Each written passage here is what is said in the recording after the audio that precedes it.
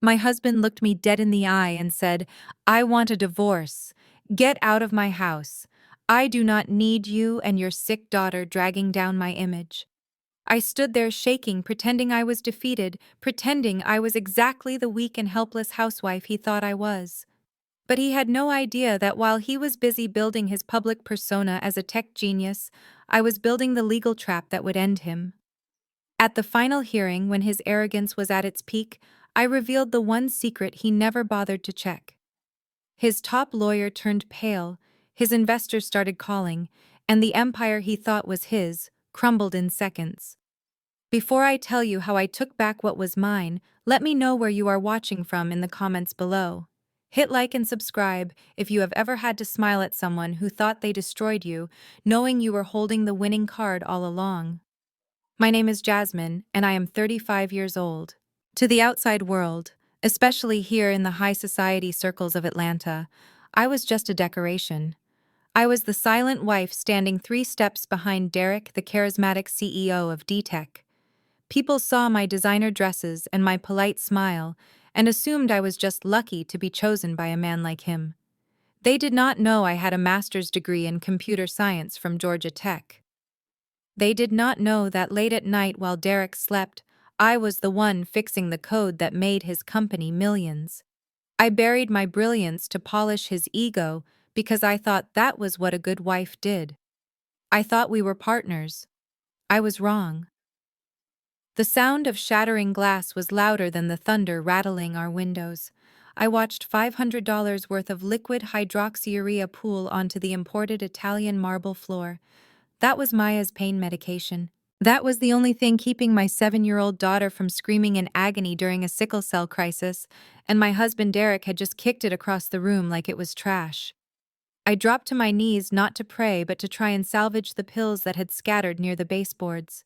My hands were trembling. Above me, Derek adjusted his silk tie in the hallway mirror, checking his reflection as if he had not just destroyed his daughter's lifeline. "I am done with this," Jasmine Derek said, his voice terrifyingly calm. "I am tired of the smell of sickness in this house.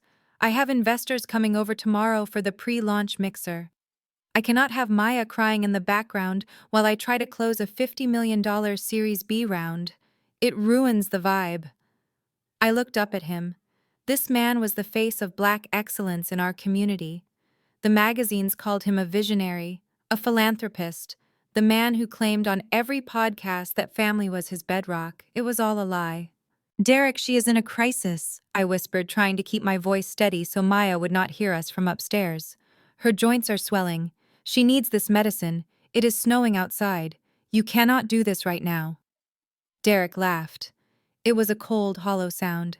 He stepped over my hand, careful not to scuff his Italian leather shoes on the sticky medicine puddle. "I am not doing anything," he said. "You are. You are leaving.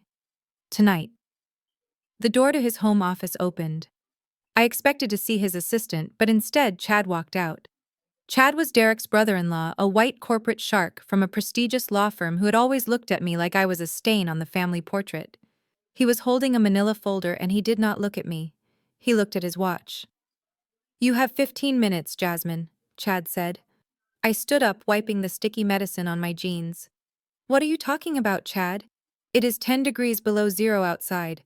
There is a blizzard warning." Chad finally looked at me. His eyes were empty. "This house is owned by D-Tech Holdings, not Derek personally. As of 5 o'clock this afternoon, your access to corporate assets has been revoked due to security concerns. You are technically trespassing. I have already drafted the eviction notice." My heart hammered against my ribs. This was planned. They had planned this while I was at the pharmacy, begging the pharmacist to fill a prescription that our insurance had flagged. "You cannot kick a child out in a blizzard," I said, my voice rising. "This is illegal. This is marital property." "Actually," Chad interrupted, stepping closer. "You signed a post-nuptial agreement 3 years ago, when Derek needed to restructure the company assets to protect them from liability. Remember, you signed away your claim to the residence in exchange for a stake in that worthless Phoenix project you were so obsessed with." The room spun. I remembered. I had signed it because Derek told me it was the only way to save the company from bankruptcy. I had signed it because I trusted him. I had signed it because I was the one who wrote the code for Project Phoenix, and I wanted to protect my work, even if nobody else saw its value. I looked at Derek.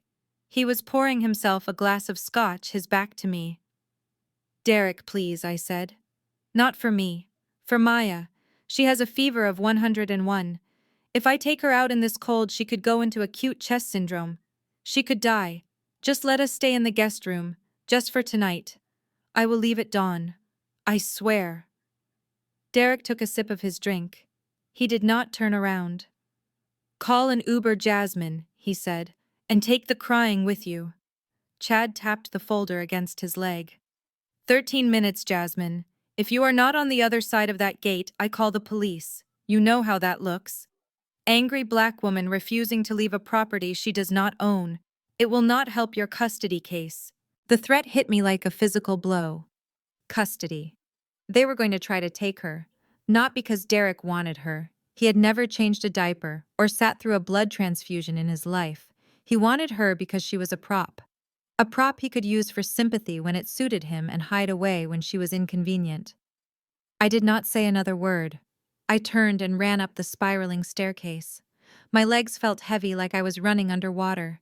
I burst into Maya's room. It was warm and smelled of lavender and the heating pad I had set up for her. She was curled in a ball under the duvet, her small body shaking. Her eyes were yellowed from the jaundice filled with pain and fear. "Mommy," she croaked, "did Daddy fix it?" Tears stung my eyes, but I forced them back. I could not break. Not now. If I broke, we died. Yes, baby, I lied. Daddy fixed it, so we are going on an adventure. We are going to a hotel with a really big bathtub. I grabbed the emergency go bag I kept in the closet. I stuffed her remaining medication, her warm woolen socks, and her favorite stuffed rabbit into it. I grabbed my laptop. That laptop was heavy, an old brick of a machine compared to the sleek tablets Derek used, but I would not leave it. It contained everything. Every line of code, every strategy document, every secret I had kept for him. I wrapped Maya in her thickest winter coat, then a blanket, then another blanket. She whimpered when I lifted her. The pain in her joints was so bad that even a touch felt like fire. "I am sorry, baby. I am so sorry," I whispered into her hair. I carried her down the stairs. She was 7 years old, but she felt light as a bird. Her sickness had eaten away her muscle mass, while Derek ate steaks at five-star restaurants. Derek and Chad were standing in the foyer. They stopped talking when they saw me. For a second, just a split second, I saw a flicker of something in Derek's eyes. Maybe it was shame. Maybe it was the ghost of the man I met 10 years ago in a college library. But then Chad cleared his throat. 5 minutes, Chad said. You made good time. Derek looked away. He looked at the puddle of medicine on the floor. Clean that up before you go, he said. I stared at him. The rage that ignited in my chest was not hot. It was cold. It was absolute zero. It was the kind of cold that freezes oxygen. No, I said. Derek looked up surprised. Excuse me. I shifted Maya's weight in my arms. I said no. You clean it up. You spilled it. And Derek. He raised an eyebrow, arrogant to the end. When you lose everything, I said, my voice barely a whisper. Remember this moment. Remember that you chose a clean floor over your daughter's life. I walked to the heavy oak front door. Chad stepped forward to open it, mocking gallantry. The wind hit us instantly. It was a wall of ice. The snow was coming down sideways, stinging my face. The driveway was a sheet of white. My sedan was parked off to the side, looking small and pathetic next to Derek's new Range Rover. I trudged through the snow, my boots sinking deep. Maya started to cry, a high, thin sound that was lost in the wind. "Mommy, it hurts," she sobbed. "It is so cold." "I know, baby, I know." Almost there. I fumbled with the keys, my fingers numb. I got the door open and strapped her into the booster seat. My hands were shaking so hard I could barely click the buckle. I piled the blankets over her. I jumped into the driver's seat and slammed the door. The silence inside the car was deafening. I jammed the key into the ignition. The engine sputtered. Please, please, God, not now. It sputtered again, then roared to life. Thank you.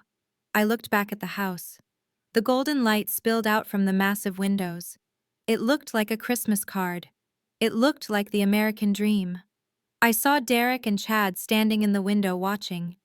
They were holding glasses of scotch, toasting. They were toasting to their victory.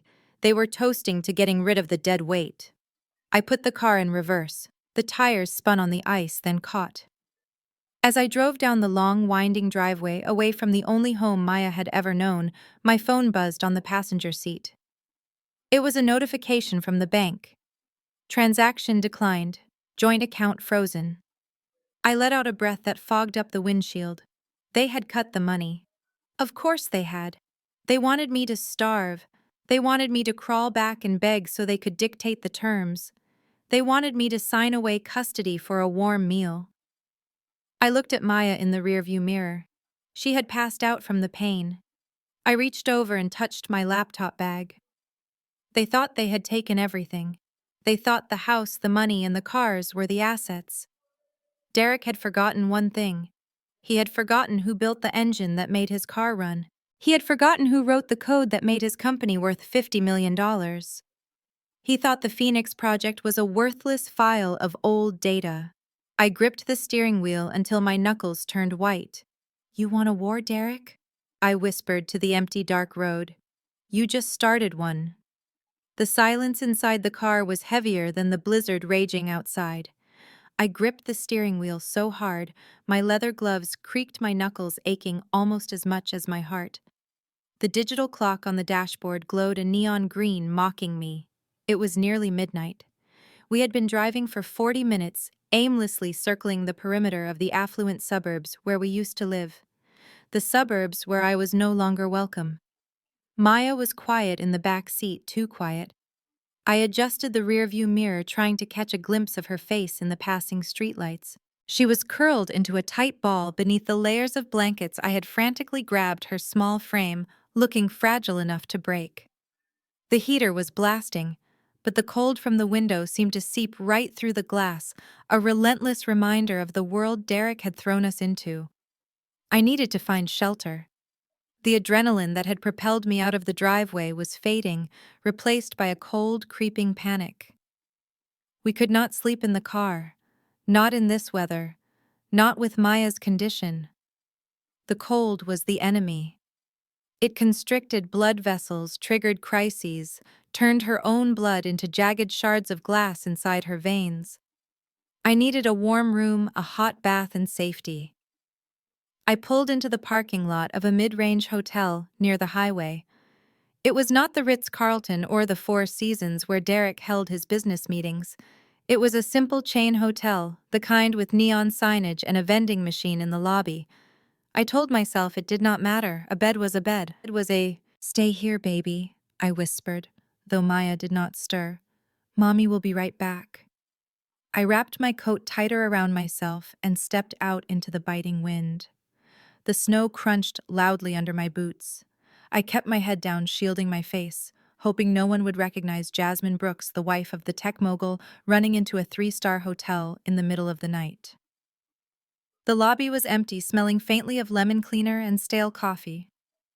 The night clerk, a young woman with tired eyes and braids pulled back in a bun, looked up from her phone as I approached the desk.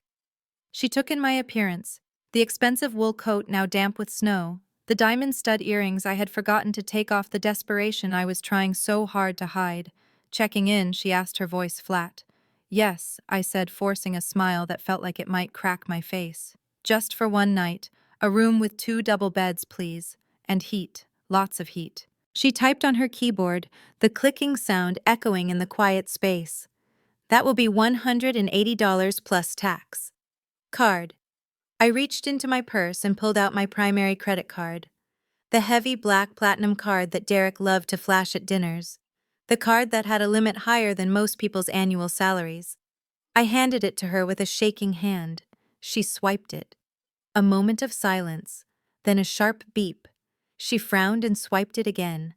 Another beep. "I am sorry, ma'am," she said, sliding the card back across the counter. "It is declined." My stomach dropped. I knew logically that Chad had said assets were revoked, but I had prayed that maybe it would take 24 hours to process. Maybe there was a delay. "Try this one," I said, fumbling for my personal debit card. The one I used for groceries for Maya's school supplies. Surely he could not lock my personal checking account. She inserted the chip. We waited. The machine whirred. "Declined," she said, her voice softer this time, tinged with pity. "It says card reported lost or stolen." Stolen. He had reported my own card as stolen. The rage flared hot in my chest, momentarily overpowering the fear. He was not just cutting me off, he was erasing me. He was making sure I had zero access to the life I had helped build. "There must be a mistake," I stammered, feeling the heat rise in my cheeks. "My husband, he handles the accounts. He might have—" "Do you have cash?" she asked gently. I froze. Cash. I rarely carried cash. Everything was digital. Everything was seamless. I opened my wallet and dug through the receipt compartment. My fingers brushed against paper. I pulled out two $20 bills. $40. That was it. $40. I looked at the clerk. I looked at the $40 in my hand. Then I looked out the glass doors to where my sick daughter was freezing in a sedan. "Is there anything you can do?" I whispered, hating the beg in my voice. "Please. My daughter is in the car."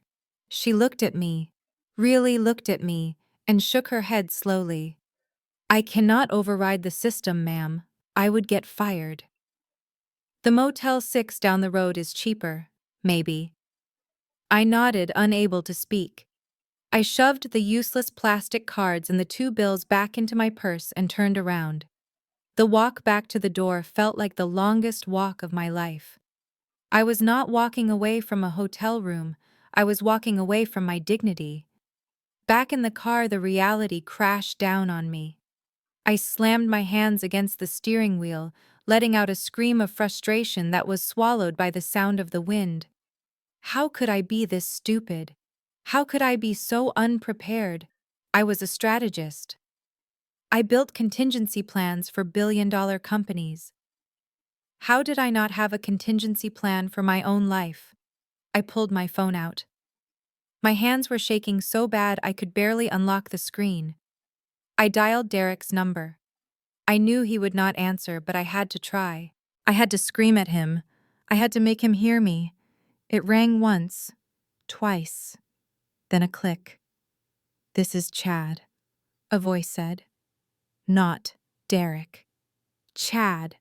"Put my husband on the phone," I spat, my voice trembling with fury. "Derek is unavailable." Chad said, his voice smooth and robotic, like he was reading from a script. "And as his legal counsel, I am advising you that continued harassment will result in a restraining order." Harassment. I laughed, a hysterical, broken sound. "I am trying to get a hotel room for his daughter Chad. You froze the cards. You reported them stolen. That is fraud." "It is asset protection," Chad corrected. "We cannot have an unstable party draining marital funds during a divorce proceeding. And regarding the cards, since you are no longer an authorized user, your possession of them is technically theft. I suggest you destroy them."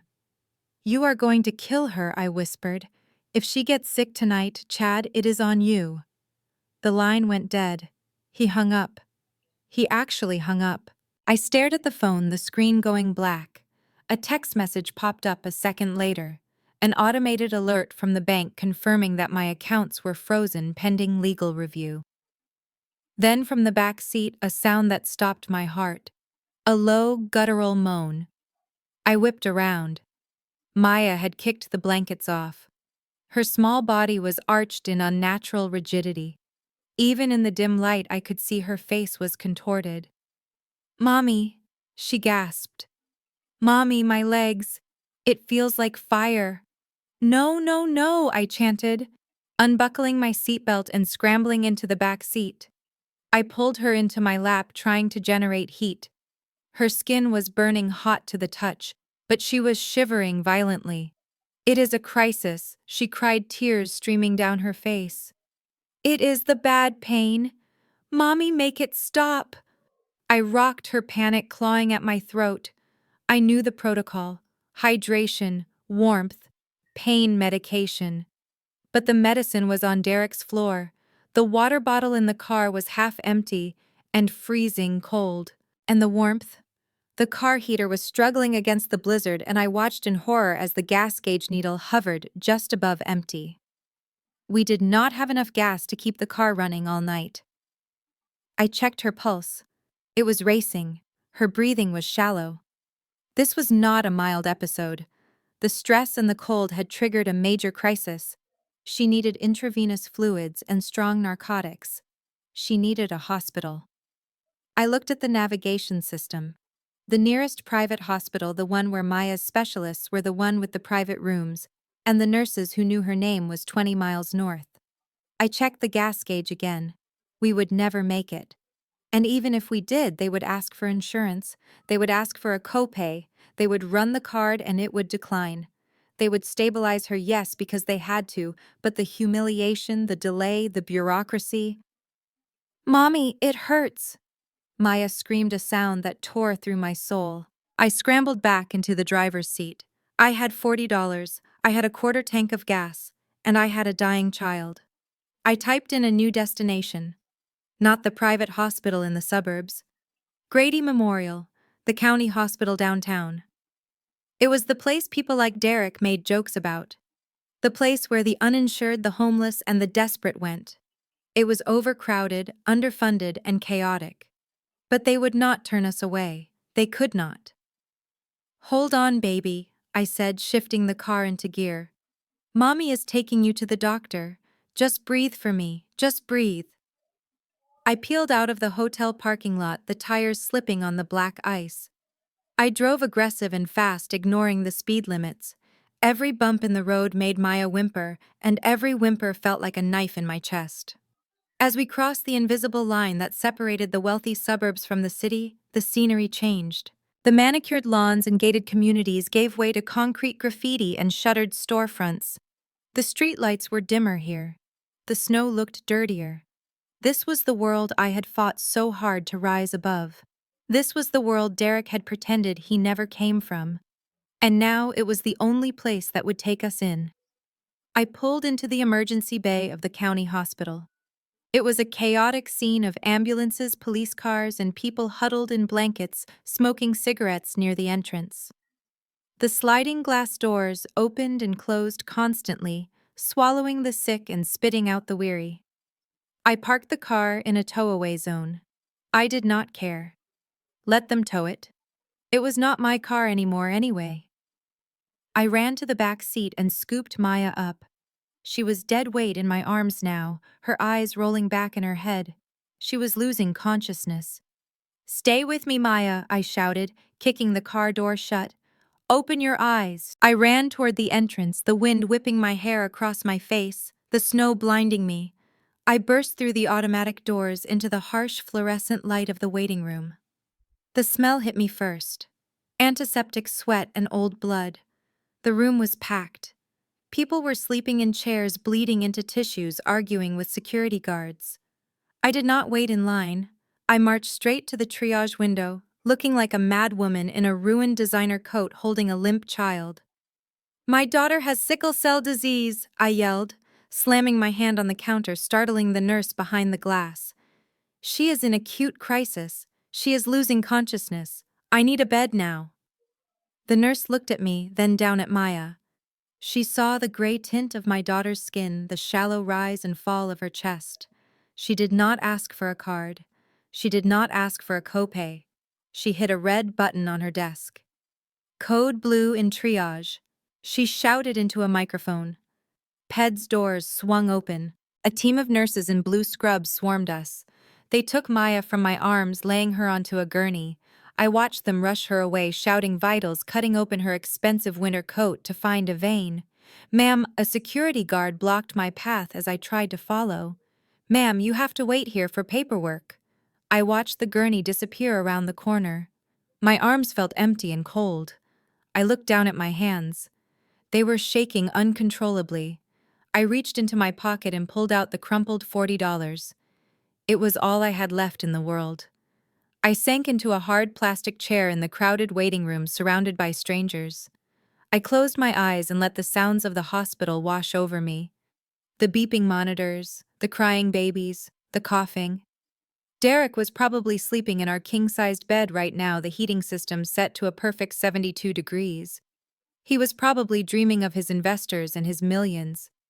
He thought he had discarded us. He thought he had thrown us away like trash. But sitting there in that plastic chair amidst the chaos of the county hospital, with nothing but $40 and a heart full of vengeance, I realized something. He had made a fatal mistake. He had taken away my comfort. He had taken away my money. He had taken away my safety. But he had left me with the one thing that made me dangerous. He had left me with nothing to lose. And a woman with nothing to lose is the most terrifying creature on earth. I opened my eyes. I pulled out my phone. I ignored the low battery warning. I opened the Notes app and started typing. I was not writing a diary entry. I was drafting a war plan. I wrote down every account number I remembered, every password he thought I did not know, every secret meeting he had asked me to cover up. "You want to play dirty, Derek?" I whispered to the flickering fluorescent light above me. "Let's play." The plastic chair in the waiting room was hard enough to bruise bone. I sat there for 3 hours watching the clock on the wall tick away the minutes of my former life. The air smelled of stale coffee and desperation, a scent I had not smelled since I was a scholarship student struggling to pay for textbooks. Around me, babies cried, and old men coughed with a rattle that sounded like death, but I barely heard them. My eyes were fixed on the double doors where they had taken Maya. Every time they swung open, my heart slammed against my ribs, hoping to see a doctor but fearing what they might say. Jasmine Brooks. The voice came from the registration window. I stood up, my legs stiff and aching. I walked to the bulletproof glass partition. The woman behind the desk looked exhausted. Her name tag said Brenda, and she had the look of someone who had seen too much tragedy to be moved by mine. "I need your insurance card, Mrs. Brooks," Brenda said, not looking up from her keyboard. I reached into my wallet and pulled out the Blue Cross card. It was the Platinum plan, the kind of plan that got you private rooms and head doctors. The kind of plan Derek bragged about at dinner parties as proof of how well he took care of his family. I slid it under the glass. Brenda took it and typed the numbers in. I waited. I watched her face. She frowned. She hit the enter key again, harder this time. Then she picked up the phone and dialed a number. She spoke in low tones too quiet for me to hear, but I saw her shake her head. She hung up and slid the card back to me. "I am sorry, Ma, this policy is inactive." I gripped the cold metal counter. "That is impossible. My husband pays the premium annually. It is a corporate account. It was terminated today," Brenda said, her voice flat. At 5:00 p.m., the primary policyholder removed all dependents. The room spun. 5:00, the exact moment Chad had handed me the eviction notice. Derek had not just kicked us out. He had timed it. He knew the stress of the eviction would trigger Maya. He knew the cold would make it worse. And he had deliberately cut the safety net at the exact moment she would fall. It was not just cruel. It was tactical. It was a calculated strike to force me to come crawling back to beg. "Please," I whispered. "My daughter is in the back. She is in a sickle cell crisis. She needs treatment. I can pay you later." "We cannot bill a terminated policy," Brenda said. "Do you have another form of payment?" "A credit card." I thought of the declined cards in my purse. I thought of the $40 in my pocket. "No," I said, my voice breaking. "I do not." Brenda looked at me then. She really looked at me. She saw the designer coat that was now stained with snow and dirt. She saw the diamond earrings, and she saw the terror in my eyes. She sighed and reached under the desk. She pulled out a clipboard with a stack of pink papers on it. She slid it under the glass. Application for indigent care, she said. It is a state-funded program for the homeless and those living below the poverty line. Fill it out. If you qualify, the county will cover basic stabilization. Indigent. The word tasted like ash in my mouth. Yesterday I was the wife of a CEO. Yesterday I was co-owner of a portfolio worth millions. Today I was indigent. I took the clipboard. I walked back to the hard plastic chair. My hand shook as I picked up the cheap pen attached to the board with a string. Name: Jasmine Brooks. Address. I hesitated. I did not have an address. I wrote homeless. Employer: unemployed. Assets. I stared at the line for assets. I owned the code that ran D-Tech. I owned the intellectual property that was about to make Derek $100 million. But on paper right now in this fluorescent-lit purgatory, I owned nothing. I checked the box for 0 assets. As I signed my name at the bottom, I felt something fracture inside me. It was my pride. It was the last shred of the image I had carefully constructed over 10 years. Derek had stripped me bare. I stood up to return the clipboard. That was when I smelled it. Chanel number 5. It was a scent that belonged in the country club, not the county ER. I turned my head and I froze. Standing near the vending machines, looking wildly out of place in a white cashmere coat, was Candace. Candace, whose husband sat on the board of directors for D-Tech. Candace, who I had hosted for brunch 2 weeks ago. Candace, who smiled to my face and gossiped behind my back. She was holding a bottle of water, looking at it with disgust. She must have been there for her nanny or a housekeeper. There was no way Candace would be here for herself. I tried to turn away. I tried to hide behind a pillar. But it was too late. Jasmine. Her voice was high and shrill, cutting through the murmurs of the waiting room. She walked over to me, her heels clicking loudly on the linoleum. "Oh my God, Jasmine, is that you? What are you doing here?" She looked me up and down. She took in the messy hair, the ruined coat, the clipboard in my hand, with the words "Indigent Care Application" clearly visible at the top. "I am just here for a friend," I lied, clutching the clipboard to my chest, trying to hide the pink form. Candace did not believe me. Her eyes sparkled with malicious delight. She stepped closer, invading my space. "I heard about the divorce." She lowered her voice to a stage whisper that everyone could hear. "Derek told my husband everything. He said you were having episodes, mental health struggles. We were so worried. But to see you here at the county hospital." "Oh, Jasmine, did he cut you off completely?" She reached out and touched my arm. It was not a touch of comfort. It was a touch of verification. She was checking to see if I was real, if this downfall was real. I pulled away. "Leave me alone, Candace." She pulled out her phone. The latest iPhone, the one with the best camera. "I am just going to text the girls," she said, tapping the screen. "We should start a GoFundMe or something. We cannot have you living on the street. It reflects poorly on the company." "No," I said, stepping back. "Do not." But the flash went off. It was blinding. She smiled a tight shark-like smile. "Do not worry, sweetie. I will filter it." She turned and walked away, her heels clacking a rhythm of destruction. I stood there paralyzed. I knew what was happening. I could feel it happening. The photo was going into the group chat, then it would go to Instagram, then it would go to Twitter. 5 minutes later, my phone buzzed. It was a notification from Instagram. I had been tagged. I looked at the screen. There was the photo, me looking haggard, desperate, clutching the poverty application, and the caption. "So sad to see how drugs can destroy a family. Praying for Jasmine Brooks tonight. Sometimes the high life is too high for some people. #tragic. #downfall.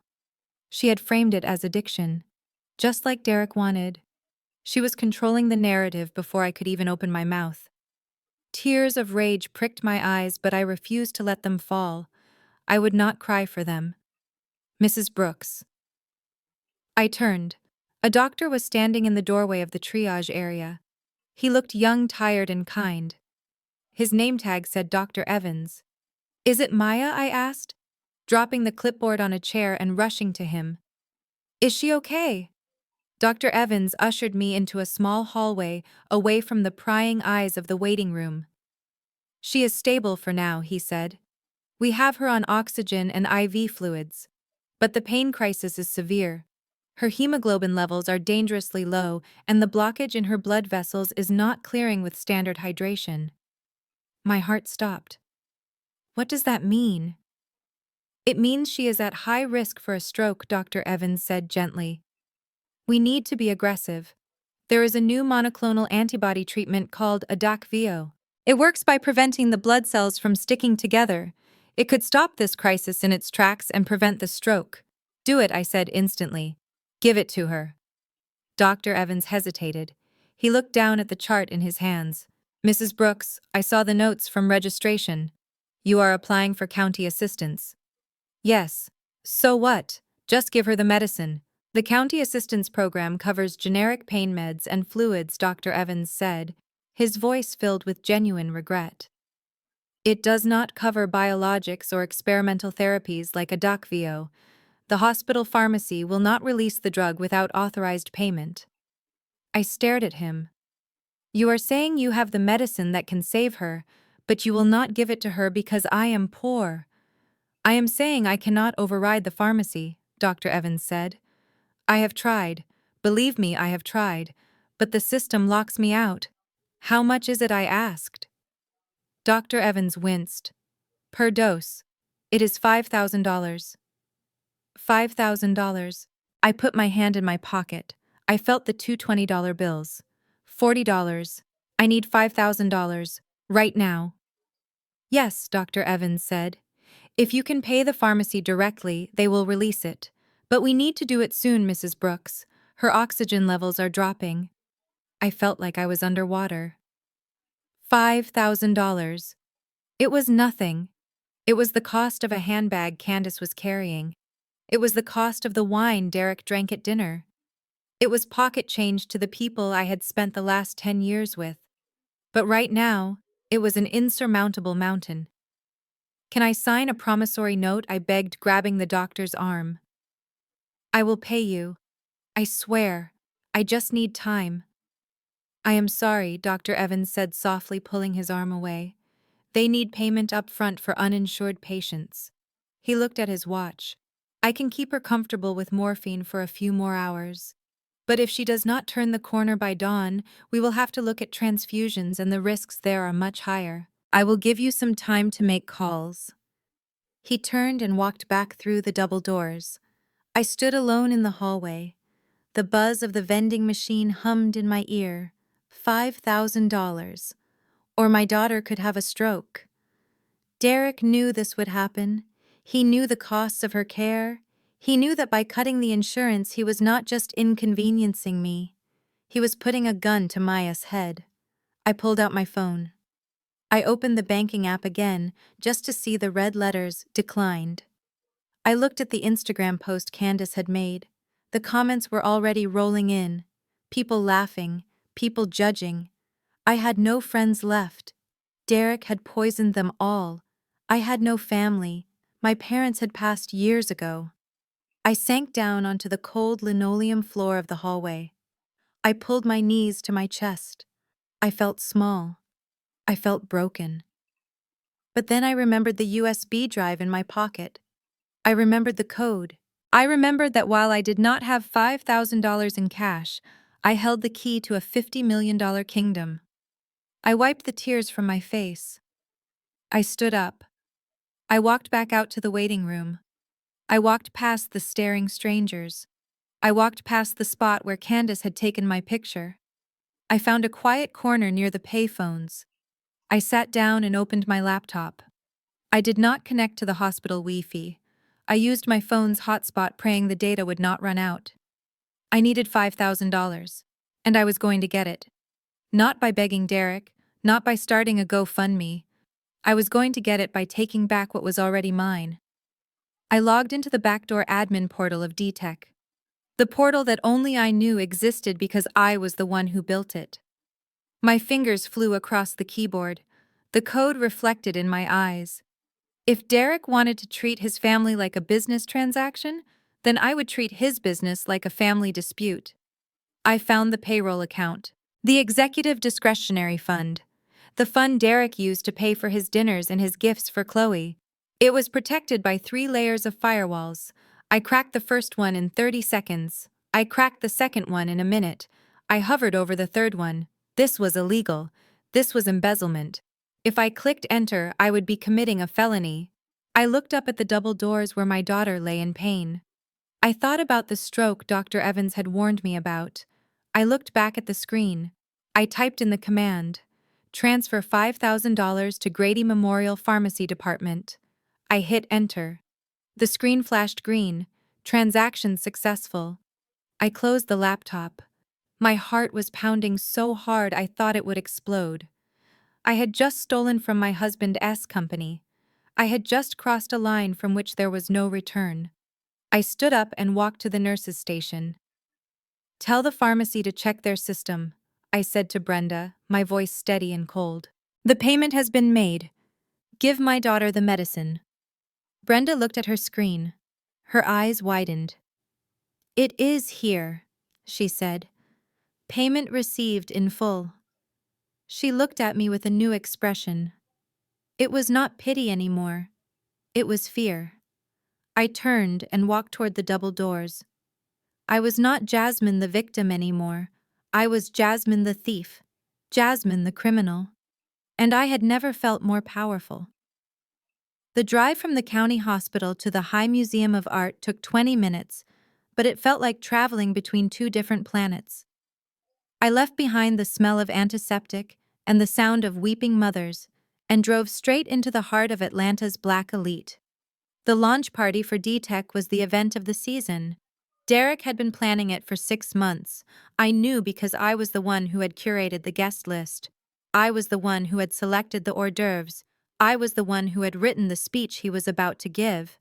And now I was the one crashing it. I parked my car 3 blocks away in a dark alley because the valet stand was swarming with Bentleys and Maseratis. I checked my reflection in the rearview mirror one last time. My hair was a mess from the wind and the stress. My designer coat was stained with slush. I looked exactly like what they wanted me to be. A wreck, a woman on the edge, but my eyes were clear. For the first time in years, the fog of trying to be the perfect wife had lifted. I was not going there to beg for my marriage. I was going there to look my enemy in the face and let him know that the war had begun. I walked toward the museum entrance. The security guards at the front were new. Derek must have hired a private firm for tonight. They looked at me with skepticism as I approached the velvet rope. Ticket, please, the lead guard said, stepping in front of me. I do not have a ticket, I said, keeping my voice low and steady. My name is Jasmine Brooks. I am the wife of the CEO. The guard hesitated. He looked down at a tablet in his hand. Then he looked back at me. I have a Jasmine Brooks on the do not admit list, ma'am, he said. I am going to have to ask you to leave. Do not admit. He had put his own wife on a security blacklist alongside stalkers and corporate spies. The audacity of it almost made me laugh. I am not leaving, I said, stepping closer. I need to speak to my husband regarding a medical emergency involving his daughter. If you want to physically remove the mother of a sick child while the press is watching from the red carpet over there, be my head. I nodded toward the bank of photographers flashing pictures of local celebrities. The guard followed my gaze. He knew the optics of dragging a woman away in front of cameras. He stepped aside, muttering into his earpiece. I walked through the heavy glass doors and into the atrium. The noise hit me first. The clinking of crystal glasses, the murmur of expensive conversation, the smooth jazz band playing in the corner. It was a sea of tuxedos and sequined gowns. I saw faces I recognized everywhere. There was the mayor. There was the pastor of our megachurch. There was Candace still pretending to be my friend while posting my downfall online. And there, in the center of the room under a massive spotlight, was Derek. He looked magnificent. I hated him for it. He was wearing a custom midnight blue tuxedo that fit him perfectly. He held a champagne flute in one hand, and he was laughing. His head was thrown back, exposing his throat, and he looked like a man without a care in the world. Hanging on his arm was Chloe. I had only seen pictures of her before. In person, she was even more striking. She was young, perhaps 24. Her skin was a light caramel color, flawless and glowing. She wore a red silk dress that clung to every curve, a dress that screamed, "Look at me." She was everything Derek wanted. She was a trophy. She was a prop. She was the new model he had traded me in for. I felt a physical pain in my chest, sharp and jagged, not because I still loved him, but because seeing them together made the erasure of my existence complete. He had not just left me, he had replaced me. I started walking toward them. The crowd parted as I moved. People turned to look. The whispers started instantly. A ripple of silence spread outward from where I walked. "Oh my God, is that Jasmine? Look at her hair. I heard she had a breakdown. She looks like she slept in her car." I kept my eyes locked on Derek. He sensed the shift in the room. He stopped laughing. He turned slowly and saw me. His smile vanished. For a second I saw genuine fear in his eyes. He knew what I knew. He knew that the software he was launching tonight, the software that was supposed to revolutionize the industry, was built on my code. But the fear was replaced instantly by anger. Chad appeared out of nowhere, stepping in front of me like a human shield. He was wearing a tuxedo that cost more than my car. "Jasmine," Chad hissed, grabbing my arm. "What the hell do you think you are doing? Get out of here before I have you arrested." "Let go of me, Chad," I said loud enough for the people nearby to hear. "I am here to talk to my husband. Our daughter is in the hospital. She needs him." Derek did not move. He just watched me, his face hardening into a mask of indifference. Chloe looked at me with wide, innocent eyes, acting as if she was scared of the crazy woman. "She is lying, Derek," Chad said loudly, playing to the crowd. "We have already handled the medical bills. She is here to cause a scene. She is looking for money for her habit." Habit. They were doubling down on the addiction narrative. I pulled my arm free from Chad's grip. I walked past him. I stood 5 feet away from Derek. The room was deadly silent now. Even the band had stopped playing. "Derek," I said, my voice ringing clear in the cavernous hall. "I just paid $5,000 to save Maya's life. Money I had to take because you froze our accounts while she was in critical condition." Derek sighed. He looked around the room at the hundreds of eyes watching him. He shook his head sadly, acting the part of the long-suffering martyr. He raised the microphone he was holding. "Ladies and gentlemen," he said, his voice smooth as velvet projected through the speakers, "I apologize for this interruption. As many of you know, my family has been going through a difficult time." He looked at me with a pity that made my skin crawl. "My ex-wife Jasmine has been struggling with severe mental health issues and substance abuse for some time." Derek lied. "We tried to keep it private. We tried to get her help. But addiction is a terrible disease." He walked toward me, reaching out a hand as if to comfort me. "Jasmine," he said into the microphone, "you are not yourself. You are making things up. Maya is fine. We have the best doctors for her. You need to go back to the rehab facility. Please, do it for our daughter." The crowd murmured in sympathy. Poor Derek. Such a good man, standing by his crazy junkie wife. I felt the blood drain from my face. He was not just lying. He was destroying my credibility forever. If I spoke about the code now, if I claimed I built his company, everyone would think it was just the ravings of a drug addict. He had checkmated me. I looked at him. I looked at the man I had shared a bed with for 10 years, the man I had built up from nothing. I did not scream. I did not cry. I did not give him the reaction he wanted. I took a step closer until I was close enough to smell his expensive cologne. I looked him dead in the eye, ignoring the microphone. "You think you have won," I said softly. "You think you can rewrite history. But you forgot one thing, Derek. You did not build this. I did, and you are going to regret every single word you just said." Derek's eye twitched, just a fraction. "Security," he said into the mic, his voice breaking slightly. "Please escort Mrs. Brooks out. Ensure she gets a safe ride to the clinic." Two massive guards grabbed me by the arms. This time I did not fight. There was no point. I let them drag me backward. I kept my eyes on Derek until the very last second. I saw him turn back to Chloe. I saw her whisper something in his ear. I saw him smile that fake plastic smile and raise his glass to the crowd. The heavy doors slammed shut behind me, cutting off the warmth and the light. I was back in the cold. The guards marched me down the steps of the museum. "Do not come back here, lady," one of them said, shoving me toward the sidewalk. "Next time we call the cops." They turned and walked back to their posts, leaving me shivering on the pavement.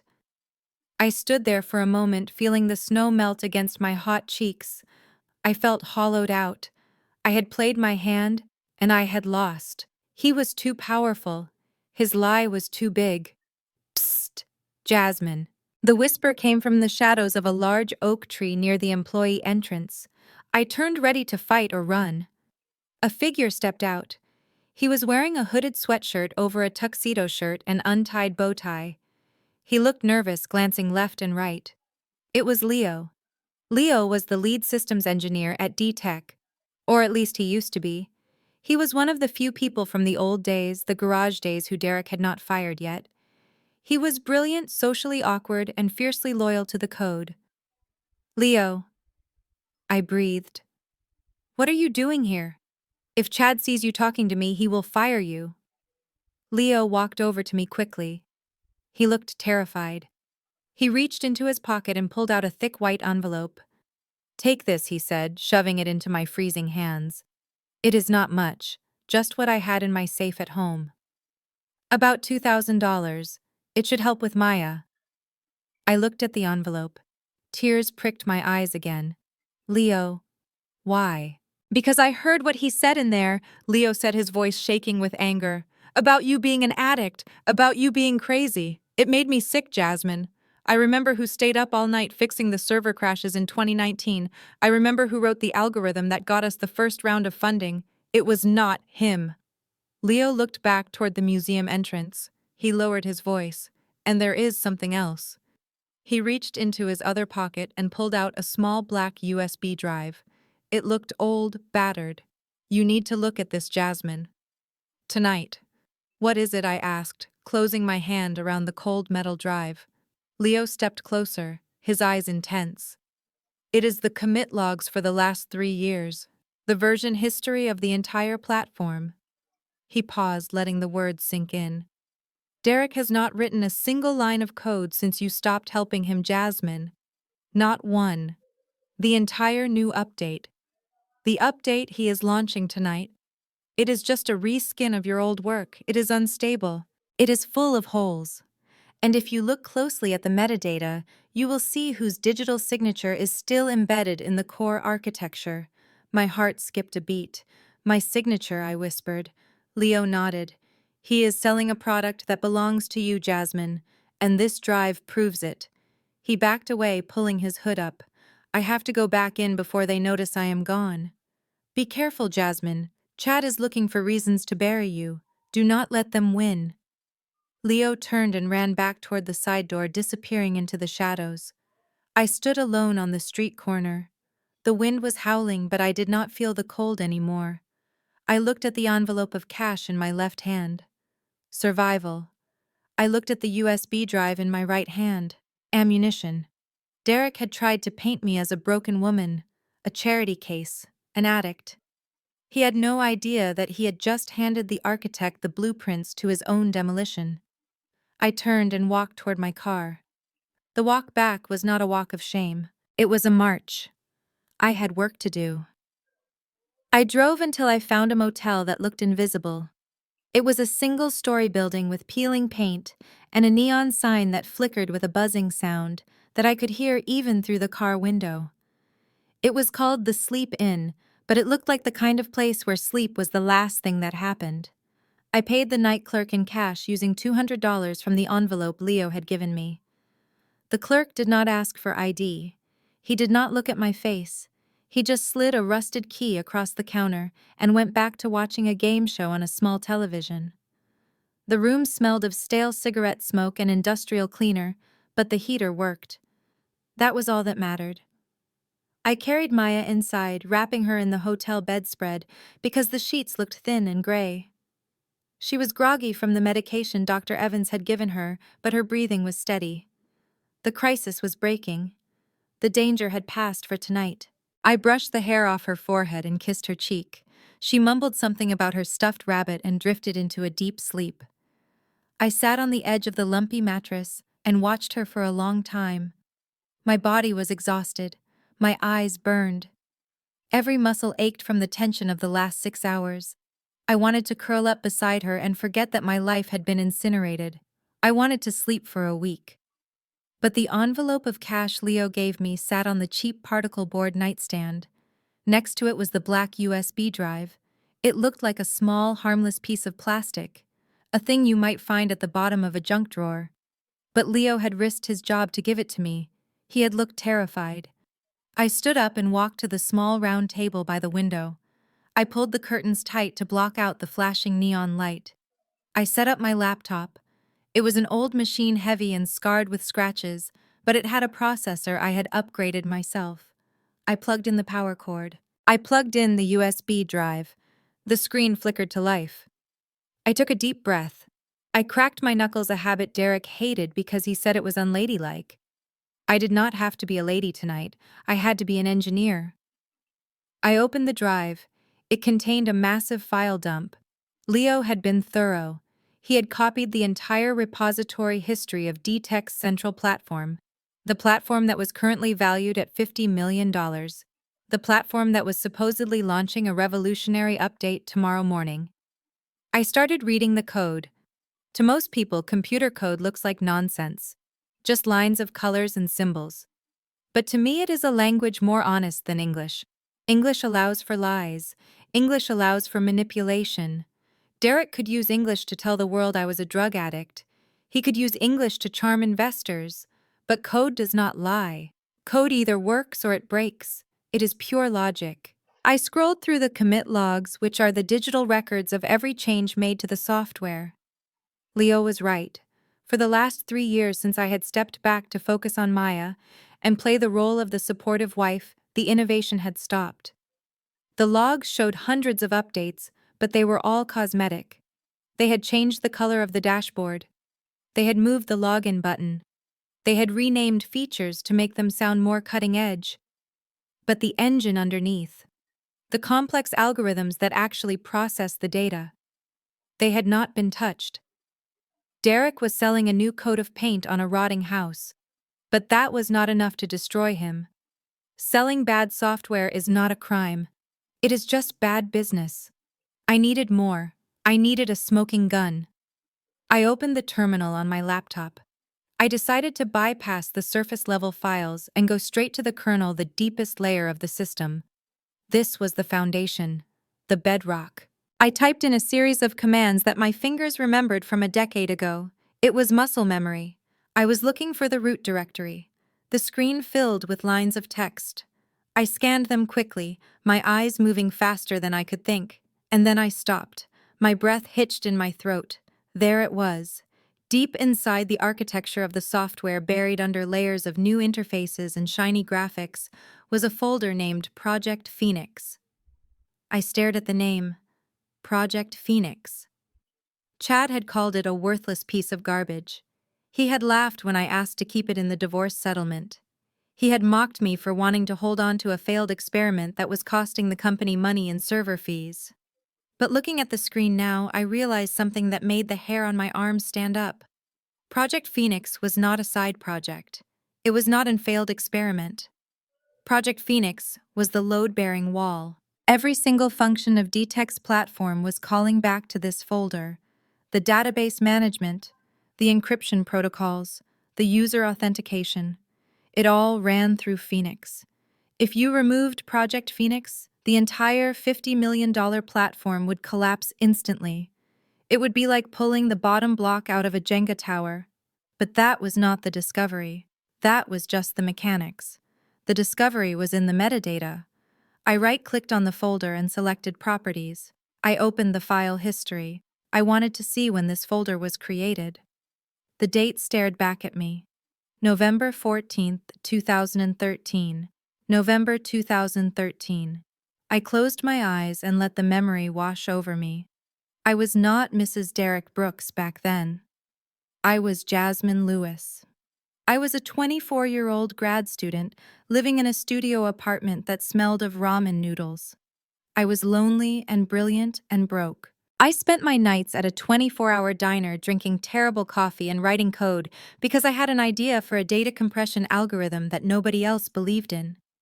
I wrote Project Phoenix 6 months before I met Derek. I wrote it before the engagement ring, before the wedding, before the incorporation of DTech. I opened the copyright header of the main script file. It was right there in green text. Copyright 2013, Jasmine Lewis. All rights reserved. My heart began to hammer against my ribs, not with fear this time, but with a savage joy. I knew the law. I knew it because I had taken a class on intellectual property in grad school. In the state of Georgia, assets acquired during the marriage are generally considered community property. That was why Chad was so confident. He thought that because D-Tech was incorporated after we got married, everything I built belonged to the company. But premarital assets are different. If you bring an asset into the marriage and you never sign a document explicitly transferring it to the marital estate, it remains yours. Forever. I had never transferred Project Phoenix. When Derek started D-Tech, he asked me to help him build the backend. I simply imported my old Phoenix code to get us started quickly. I thought we were partners.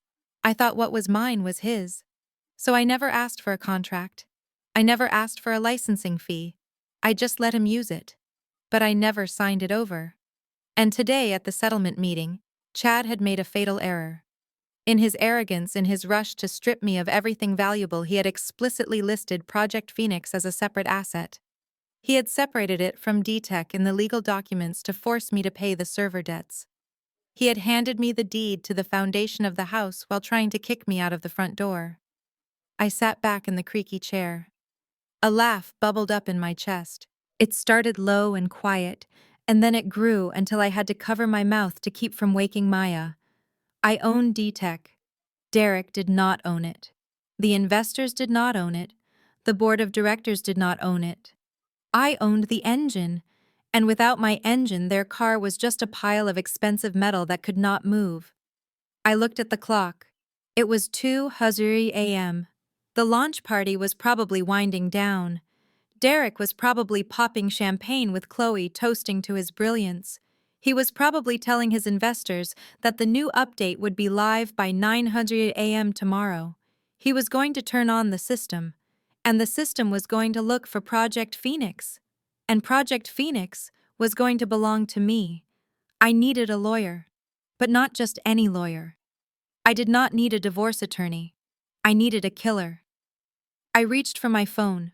I scrolled through my contacts past the fake friends, past the society wives, past the people who had blocked me today. I stopped at a name I had not called in 5 years. Viola Davis, not the actress. Viola Davis was a woman I had roomed with in college. She had been pre-law while I was engineering. She was the smartest person I had ever met, and the scariest. She had clawed her way up from nothing, just like me. She was now a senior partner at one of the few Black-owned firms in Atlanta, specializing in high-stakes intellectual property litigation. Derek hated her.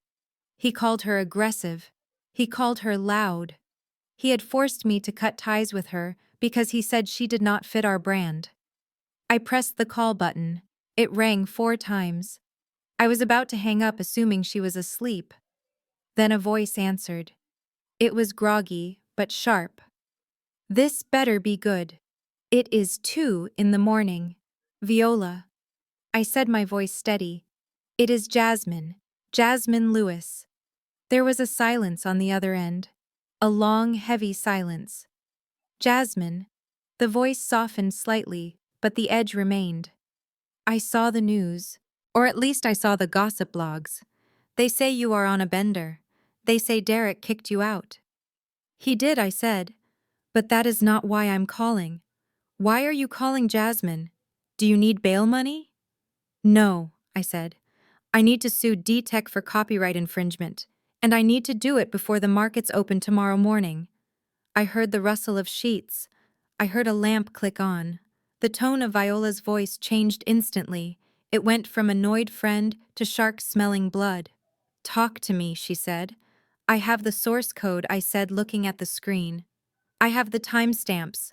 I wrote the core kernel in 2013, Derek Incorporated in 2014. And today his lawyer forced me to sign a document acknowledging that Project Phoenix is my sole personal property and responsibility. I heard Viola inhale sharply. Did Chad draft that document, she asked? Yes. And he signed it. Yes. Viola let out a low whistle. That is malpractice, Jasmine. That is negligence on a catastrophic level. If what you are saying is true. It is true, I interrupted. Every single API call in their system pings my code. If I revoke the license, if I shut down Phoenix, D-Tech goes dark. Viola finished the sentence for me.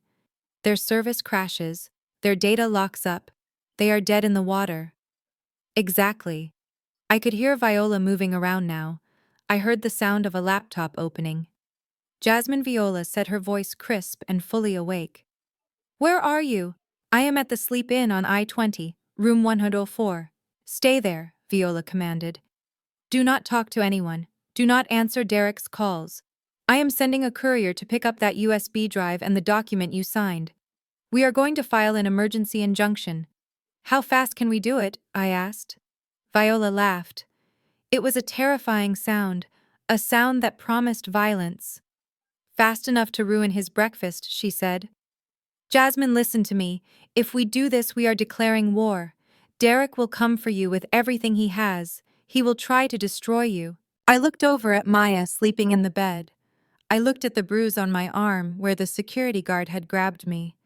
I looked at the indigent care application in my purse. He already tried Viola, I said. He took my house. He took my money. He took my reputation.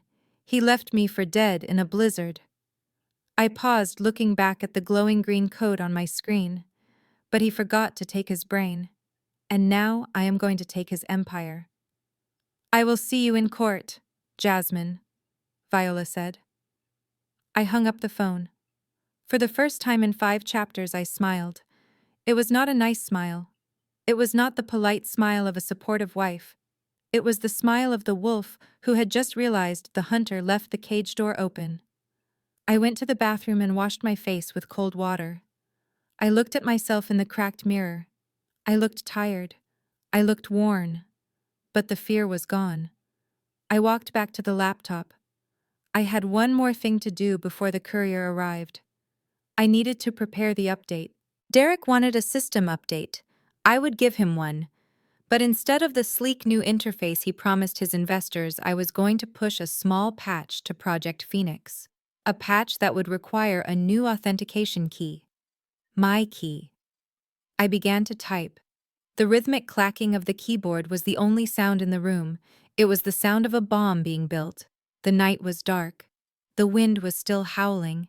But inside room 104, the sun was about to rise, and it was going to burn Derek to the ground.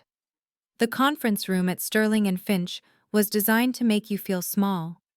It was a glass box floating on the 45th floor of a downtown skyscraper, with a view of the entire city that Derek now claimed to own. The table was a slab of black marble, cold to the touch, and long enough to seat 20 people, but there were only 3 of us. Chad sat at the head of the table looking like a king on his throne. Derek sat to his right, scrolling through his phone, probably texting Chloe about their dinner plans. And then there was me. I sat at the far end of the table wearing a sweater I had bought at a thrift store that morning because my designer clothes felt like a costume I could no longer afford to wear. I had scrubbed my face clean of makeup. I had let my hair stay messy. I wanted them to see a broken woman, I wanted them to see a wife who had been crushed by the weight of her husband's power.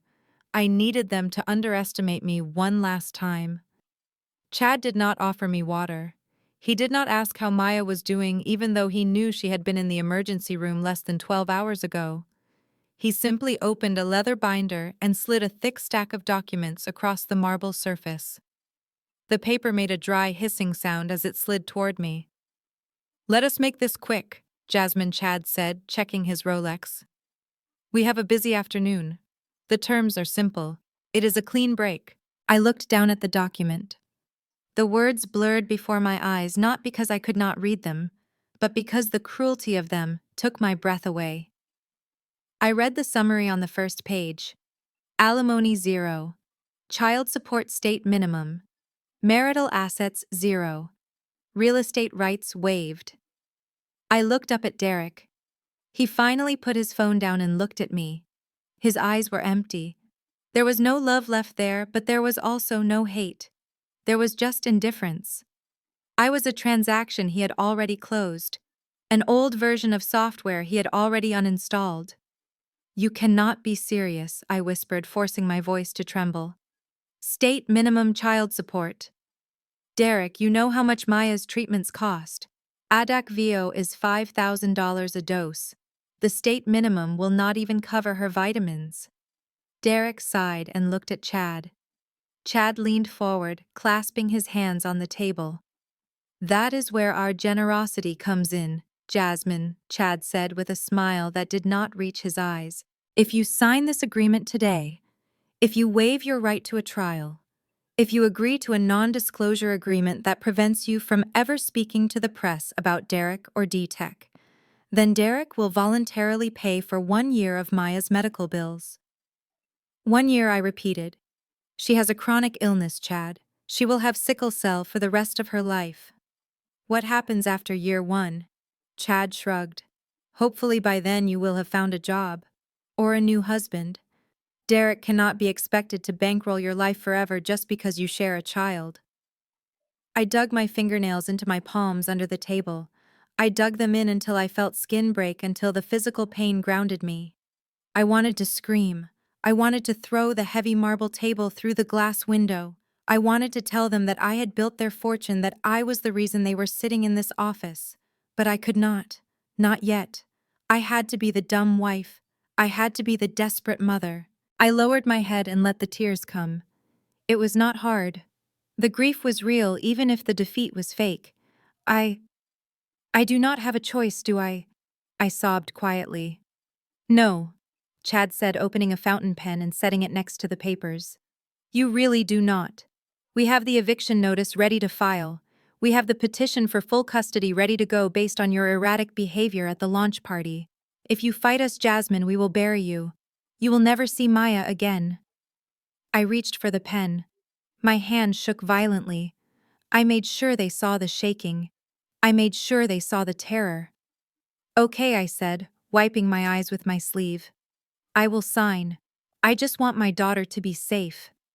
"Smart girl," Chad said, leaning back in his chair, a look of triumph on his face. Derek smirked and picked up his phone again. I brought the pen to the paper. I hesitated. "Wait," I said. Chad's eyes narrowed. "What now?" "There is one small thing," I said, sniffing. "It is silly, really. But I want something to remember my time at the company. I know I was just a housewife, but I did try to learn to code once. Remember, Derek, before we got married?"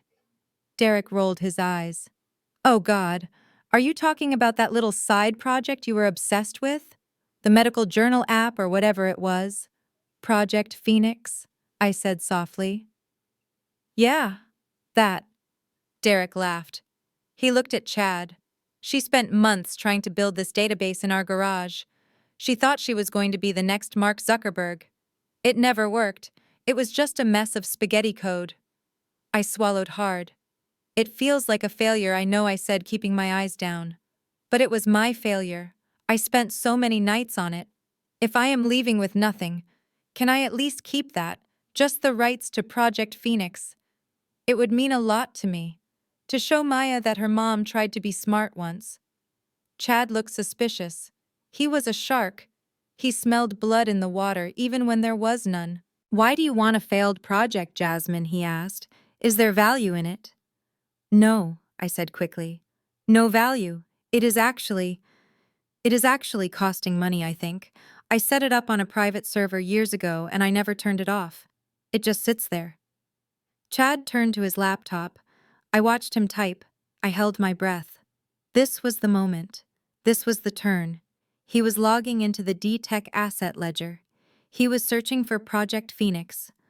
I knew what he would see. I had checked it myself last night. He would see a dormant project file. He would see zero revenue. And most importantly, he would see a recurring expense. Chad's face relaxed.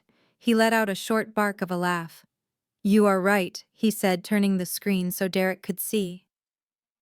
It is not an asset, Derek. It is a liability. This thing is charging the company credit card $200 a month for server hosting. It has been bleeding us for years. Derek shook his head. Unbelievable. You are asking to take debt off my hands, Jasmine. You really are hopeless at business, aren't you? I shrank back in my chair. I can pay the $200. I will find a way. I just want it. Please. Chad looked at Derek. Derek shrugged. Let her have it, Derek said. It saves us $2,400 a year. Consider it a parting gift. Chad turned back to the document. He pulled out a red pen. He flipped to the section labeled Assets and Liabilities. He wrote in the margins in his sharp, jagged handwriting. Clause 14b. Wife assumes sole ownership of the intellectual property and associated data known as Project Phoenix. Wife assumes all past and future financial liabilities associated with said project. Husband retains no claim or interest in Project Phoenix whatsoever. He pushed the paper back to me. Initial there, Chad said, pointing to the margin. And there. I looked at the words. Clause 14b. Sole ownership. No claim or interest whatsoever. My heart was pounding so hard I thought they would hear it in the silence of the room. They thought they were dumping trash on me. They thought they were saddling me with a monthly bill.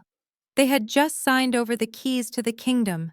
They had just legally transferred the source code of a $50 million company to the woman they were kicking to the curb. I picked up the pen again. I gripped it tight. You are sure? I asked, looking at Derek one last time, giving him one final chance to be a human being. You do not want any part of it. Even if I fix it someday. Derek laughed.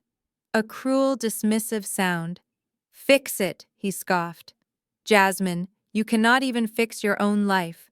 Take the garbage. It is yours. I looked at Chad.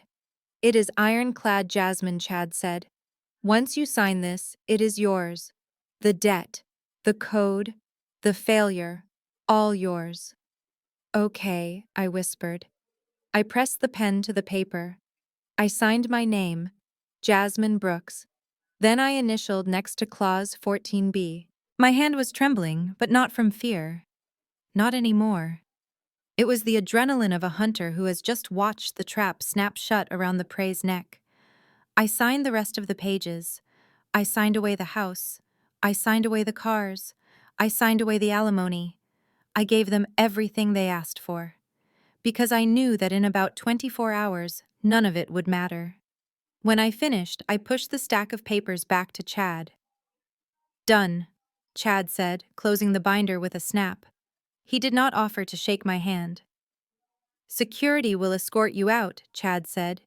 Your first check for Maya's medical bills will be mailed in 30 days. Until then, you are on your own. 30 days. They knew she needed medicine today. They were still trying to hurt me even after they won. Thank you, I said, standing up. I walked to the door. My legs felt strong. My head felt clear. Jasmine Derek called out, just as I reached the handle. I stopped, but I did not turn around. Take a shower, he said. You look like a mess. It is embarrassing. I opened the door and walked out. I walked past the secretaries in their expensive suits. I walked past the security guard who watched me with suspicion. I stepped into the elevator and pressed the button for the lobby. As the doors closed, cutting off the view of Sterling and Finch, I let out a breath I had been holding for an hour. I leaned my head against the cool metal wall of the elevator. I looked at the copy of the agreement in my hand. The ink was still wet on Clause 14B. I was not a mess. I was the owner of the most valuable software in Atlanta. I pulled my phone out of my pocket. I had a text message from Viola. "Update ready to deploy," she wrote. "Just give the signal." I typed back 2 words: "Execute it." I watched the floor numbers count down: 40, 30, 20. By the time I reached the ground floor, Derek's phone would start ringing. By the time I walked out to my car, the error messages would start popping up on screens all over the world. And by the time the sun set tonight, Derek would realize that the garbage he just gave away was the only thing keeping his world spinning. I walked out of the building and into the bright, harsh sunlight. I took a deep breath of the city air. It smelled of exhaust and ambition. It smelled like victory. For the next 3 weeks, I became a ghost in my own city, while Derek became a god. Everywhere I turned, his face was staring back at me. He was on the cover of Forbes magazine, standing with his arms crossed over his chest, looking like the master of the universe with the headline, "The $100 Million Man."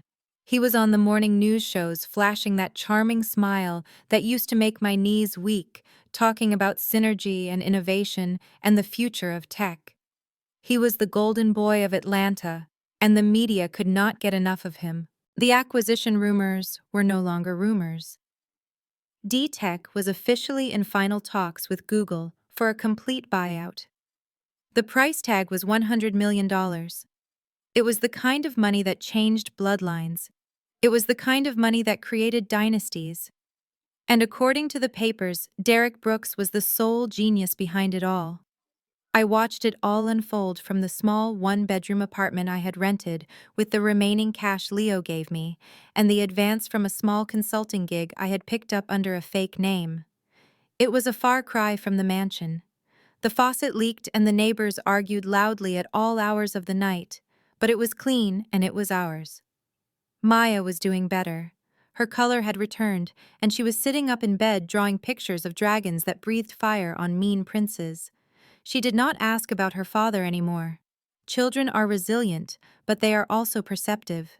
She knew he had chosen the cameras over her. While I nursed my daughter back to health, Derek and Chloe went on a victory lap. I saw the photos on Instagram because even though I had blocked them, mutual friends kept screenshotting them and sending them to me with sympathetic emojis. They bought a 70-foot yacht and docked it in Miami. They named it the Visionary. I had to laugh at the irony. A boat named after a quality he did not possess, paid for with money he had not yet earned. Chloe was living her best life. She was posting unboxing videos of Birkin bags and giving tours of the mansion I had decorated. She had even turned my old home office, the place where I had written the original code for Project Phoenix, into a yoga studio. She cleared out my servers and my technical books and replaced them with mirrors and incense. She had erased every trace of the engineer and replaced it with the influencer. And then there was Chad. My dear brother-in-law was reaping the rewards of his brutality. He bought a cherry red Porsche 911 and parked it right in the partner's lot at Sterling and Finch. He gave an interview to a legal journal, bragging about how he had streamlined the D-Tech portfolio to prepare for the acquisition. He called it shedding dead weight. I knew I was the dead weight. He was so proud of himself for swindling a helpless housewife. He had no idea that the car he was driving was a hearse, and he was driving it straight into a grave. But while they were popping champagne and planning their move to Silicon Valley, I was working. I spent my days at the cramped kitchen table with my laptop and a burner phone. Viola Davis was a force of nature. She did not just prepare a lawsuit, she prepared an execution. We spent hours on the phone going over every line of the Copyright Act. We drafted affidavits. We organized the commit logs Leo had given me.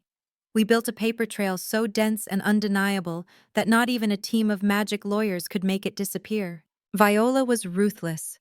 She found precedents in cases involving Oracle and Microsoft. She found loopholes in the employment contracts Derek had never bothered to have me sign. She prepared a cease and desist order that was terrified in its scope. It did not just ask for money. It demanded the immediate cessation of all operations utilizing my intellectual property. It demanded the seizure of all servers containing my code. It was the legal equivalent of a nuclear strike. But the legal battle was only half the war. The other half was technical. Derek had announced that the big system update, the one that would integrate DTech with Google's servers, was scheduled for Friday morning at 9 o'clock. He called it DTech 2.0. He promised the investors it would be faster, more secure, and infinitely scalable. He was right about one thing. It was going to be secure. So secure that even he would not be able to get into it. 2 nights before the launch, I sat down at my computer. I opened the terminal connected to Project Phoenix. Because I was still the legal owner, and because the system was still hosted on the private server I paid for, I had root access. I could do anything I wanted. I could have just deleted the code. I could have wiped the drives and left them with nothing. But that was too messy. Backups existed. They could potentially restore an old version and limp along. No, I wanted to do something more elegant. I decided to rekey the locks. Every piece of software uses encryption keys to talk to the database. It is like a secret handshake. The app says hello, and the database checks the key and says hello back. If the keys match, the data flows. If they do not match, the door stays shut. I began to write a patch. It was a small piece of code, only about 50 lines long. I called it the divorce decree. This patch did two things. First, it rotated every single encryption key in the Project Phoenix architecture. It changed the passwords, the API tokens, and the admin credentials. It locked every digital door in the house and threw away the old keys. Second, it set up a new authentication protocol. If anyone tried to access the system using the old keys, the system would not just deny them, it would redirect them to a splash screen. A single static page that I had designed myself. I typed the code slowly, savoring every keystroke. It felt like composing a symphony. var new owner equals Jasmine Brooks. If user equals new owner, see system lockdown. Display message. I tested it in a sandbox environment. It worked perfectly. The moment the update was pushed, the system would sever all connections to DTech's current interface. The app on everyone's phone would freeze. The dashboard on the investors' screens would go black. And then the message would appear. I looked at the clock. It was Thursday night.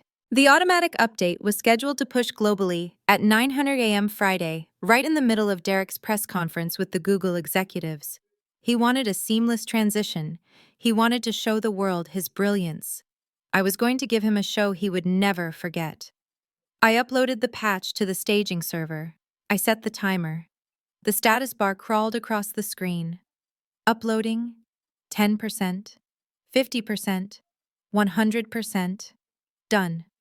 The trap was set, the bait was taken, the prey was fat and happy, and sleeping on a yacht in Miami. I closed my laptop. I felt a strange sense of calm. It was the eye of the storm. I walked into the bedroom and lay down next to Maya. She felt warm and solid. Her breathing was a steady rhythm that anchored me. Derek had the money. He had the fame. He had the girl. He had the car. But he did not have the keys. Tomorrow morning he would wake up thinking he was the king of the world. He would put on his best suit. He would stand in front of the cameras. He would press the button to launch the future. And the future would look back at him and say, "Access denied." I closed my eyes, and for the first time in months, I slept without dreaming of snow. Friday morning arrived with a sky the color of a fresh bruise. It was overcast and humid, the kind of Atlanta weather that made your clothes stick to your skin, but inside my apartment, the air was cool and still.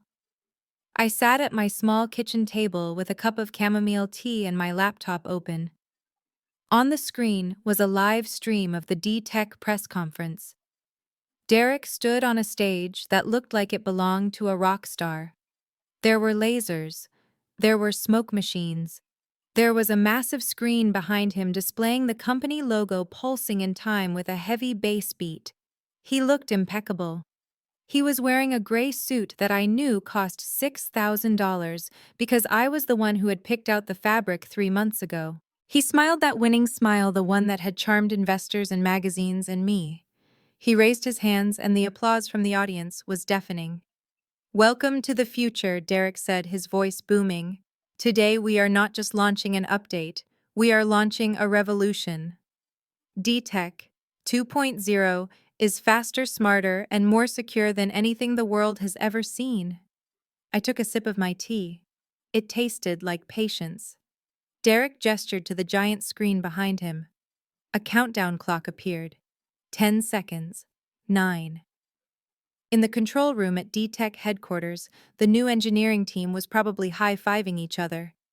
Derek had fired my old team, the loyal, diverse group of coders I had trained myself. He had replaced them with what he called top-tier talent.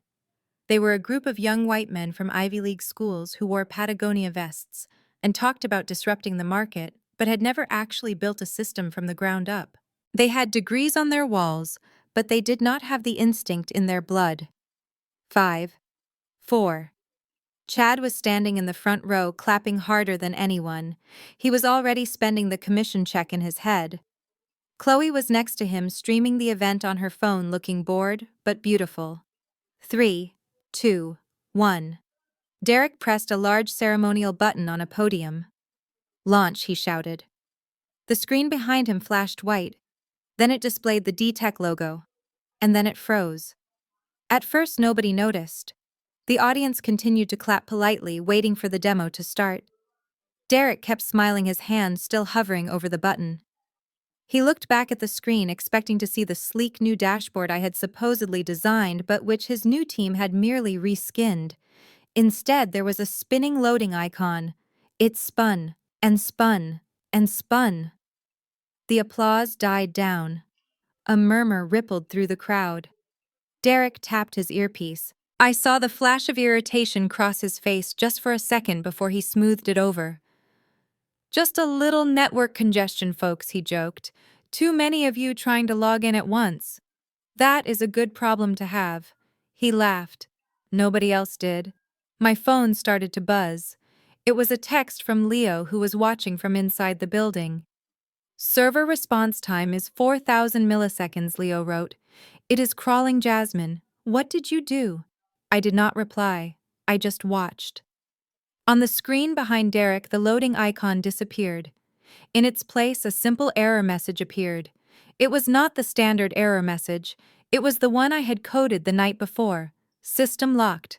Authentication required. Please contact administrator." Derek turned pale. He knew that font. He knew that layout. He waved his hand at the tech booth frantically. "Cut the feed," he mouthed. "Cut the feed." The screen went black. The live stream ended abruptly, replacing Derek's panicked face with a technical difficulties logo. I closed the tab on my browser. The show was over for the public, but the real drama was just beginning. I opened my terminal and watched the server logs. They were beautiful. Thousands of requests were hitting the database every second, trying to access user accounts, trying to process payments, trying to load profiles. And every single one of them was hitting the wall I had built. "Access denied. Access denied. Access denied." The new encryption keys were working perfectly. The system was asking for the handshake, and D-Tech's servers were offering the old limp hand. My code was rejecting them like a bouncer at an exclusive club. I could only imagine the scene inside the D-Tech war room. In fact, I did not have to imagine it because Leo was texting me play-by-play updates from the bathroom stall. "Derek is screaming," Leo texted. "He just threw a chair. He is yelling at the new CTO, asking why the database is locked." I leaned back in my chair. The new CTO was a man named Hunter. He was 28 years old and had been hired because his father played golf with Chad. Hunter had come in on his first day and deleted all my documentation because he said it was outdated. He said my code was messy. He said he was going to refactor the whole thing. But he had not refactored it. He had just built a new house on top of my old foundation, and now the foundation had just changed the locks. Inside the glass-walled conference room at D-Tech, Derek was pacing like a caged tiger. His tie was loosened, his perfect suit jacket was thrown on the floor. Hunter and his team of expensive engineers were huddled around a laptop looking pale and sweaty. "Fix it," Derek roared, slamming his fist on the table. "We are losing $1 million a minute. The stock is tanking. Google is on the phone. Fix it now." "We are trying." Derek, Hunter stammered, his voice cracking. "But we cannot get in. It is not a bug. It is a lockout. The core kernel has rejected our admin credentials." "Override it," Derek screamed. "You are the CTO. Hack it. Break it. I do not care, just get the site back up." "We cannot," Hunter said. "The encryption is military grade. It is buried deep in the legacy architecture. We try to bypass it, and the system interprets it as a cyber attack and locks down harder. It is asking for a specific key." "What key?" Derek demanded. "It is asking for the Phoenix key," Hunter said. The room went silent. Derek froze. He looked at Chad, who was standing in the corner frantically typing on his phone. "Phoenix," Derek whispered. Chad looked up. His face was gray. "That is the project Jasmine asked for," he said, his voice barely audible. "The one we gave her." Derek looked at Hunter. "Can we replicate the key? Can we write a new one?" Hunter shook his head. "Not without understanding the original seed algorithm. And the documentation for that, well, it is gone. We deleted it. We thought it was useless." Derek stared at him. "You deleted the map to the engine room because you thought you knew how to drive the ship." He let out a sound that was half laugh, half sob. He turned to Chad. "Call her," he said. Chad hesitated. "Derek? Call her now." Derek screamed, veins bulging in his neck. "Give her whatever she wants. Offer her money. Offer her the house back. Just get her to turn the key." I watched my burner phone sitting on the table. It was silent. But my old phone, the one I had left in a drawer but kept charged just for this moment, started to ring. It rang and rang. I picked it up and looked at the screen. It was Derek. I let it go to voicemail. A minute later it rang again. This time it was Chad.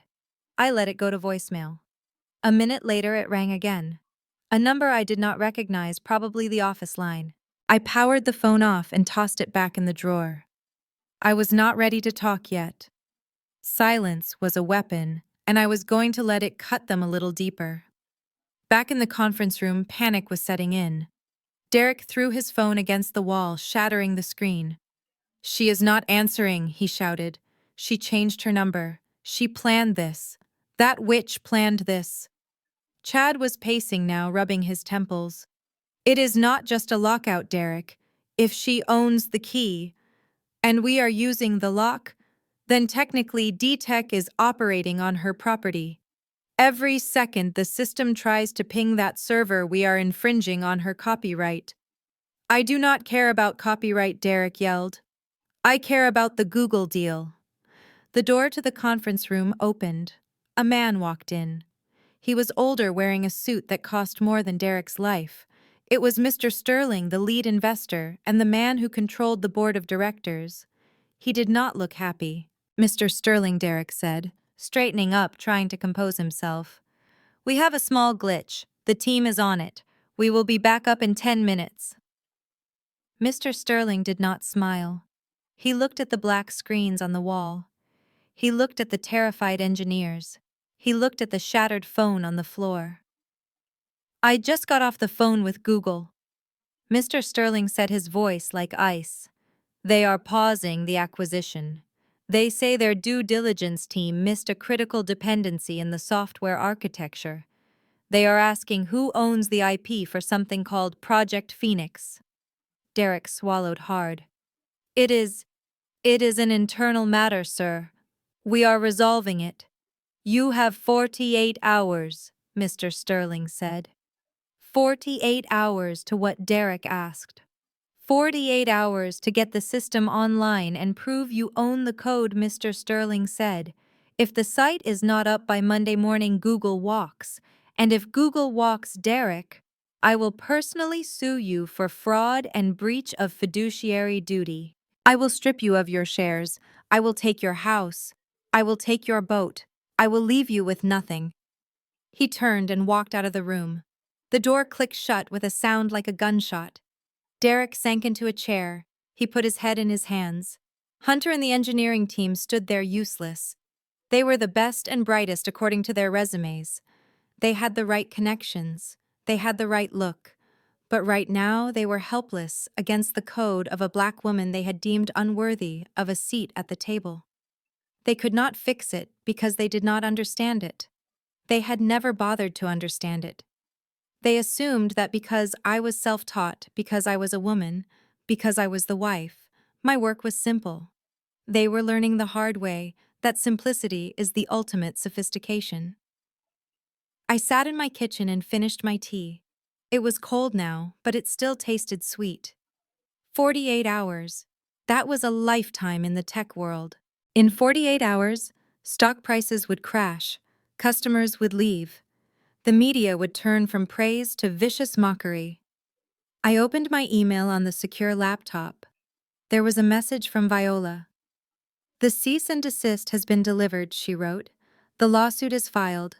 The court date is set for Monday morning. I typed a reply. Let them sweat for 24 hours. Then we answer the phone.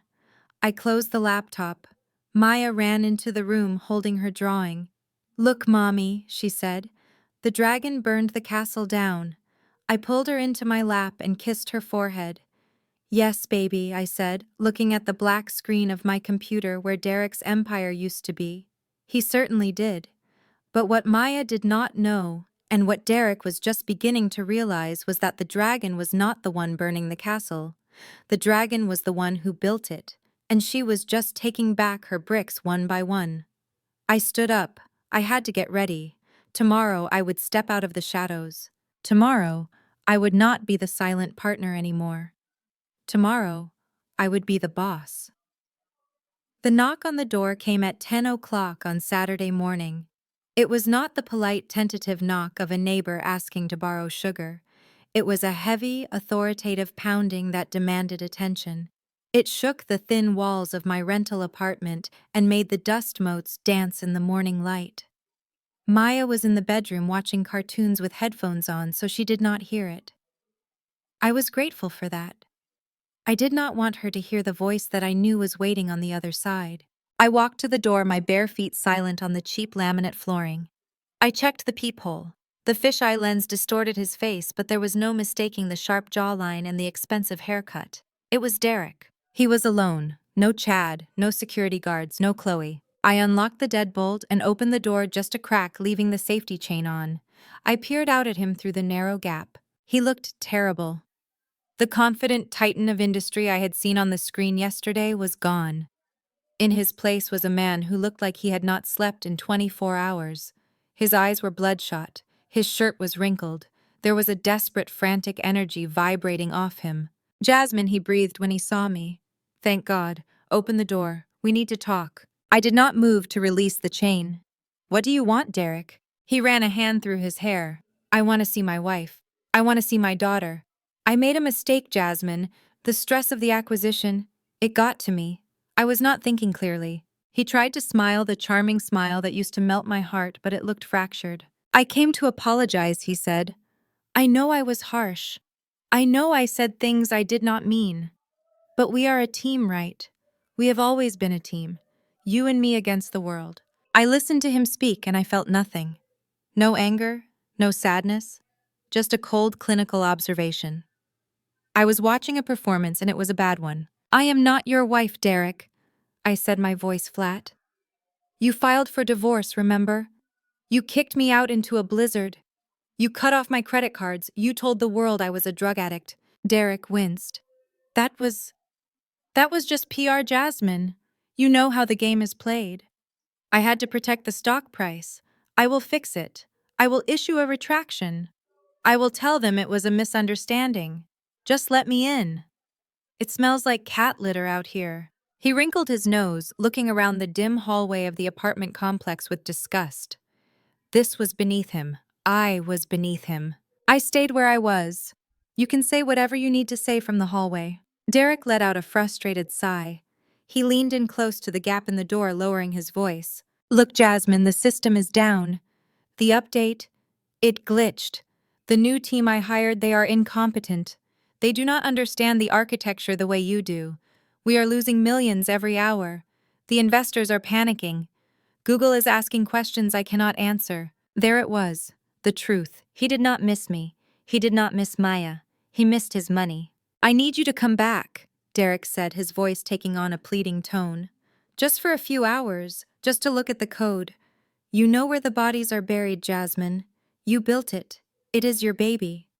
You do not want to see your hard work destroyed, do you? My baby is in the other room recovering from a near stroke, I said. The code is not my baby, Derek. It is a product you stole. I did not steal it. Derek snapped, his patience fraying. We built it together. I paid for the servers. I paid for the marketing. I put a roof over your head while you tinkered on your laptop.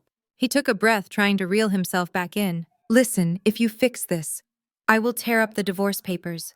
You can move back into the house. I will break it off with Chloe, I swear. We can go back to how it was.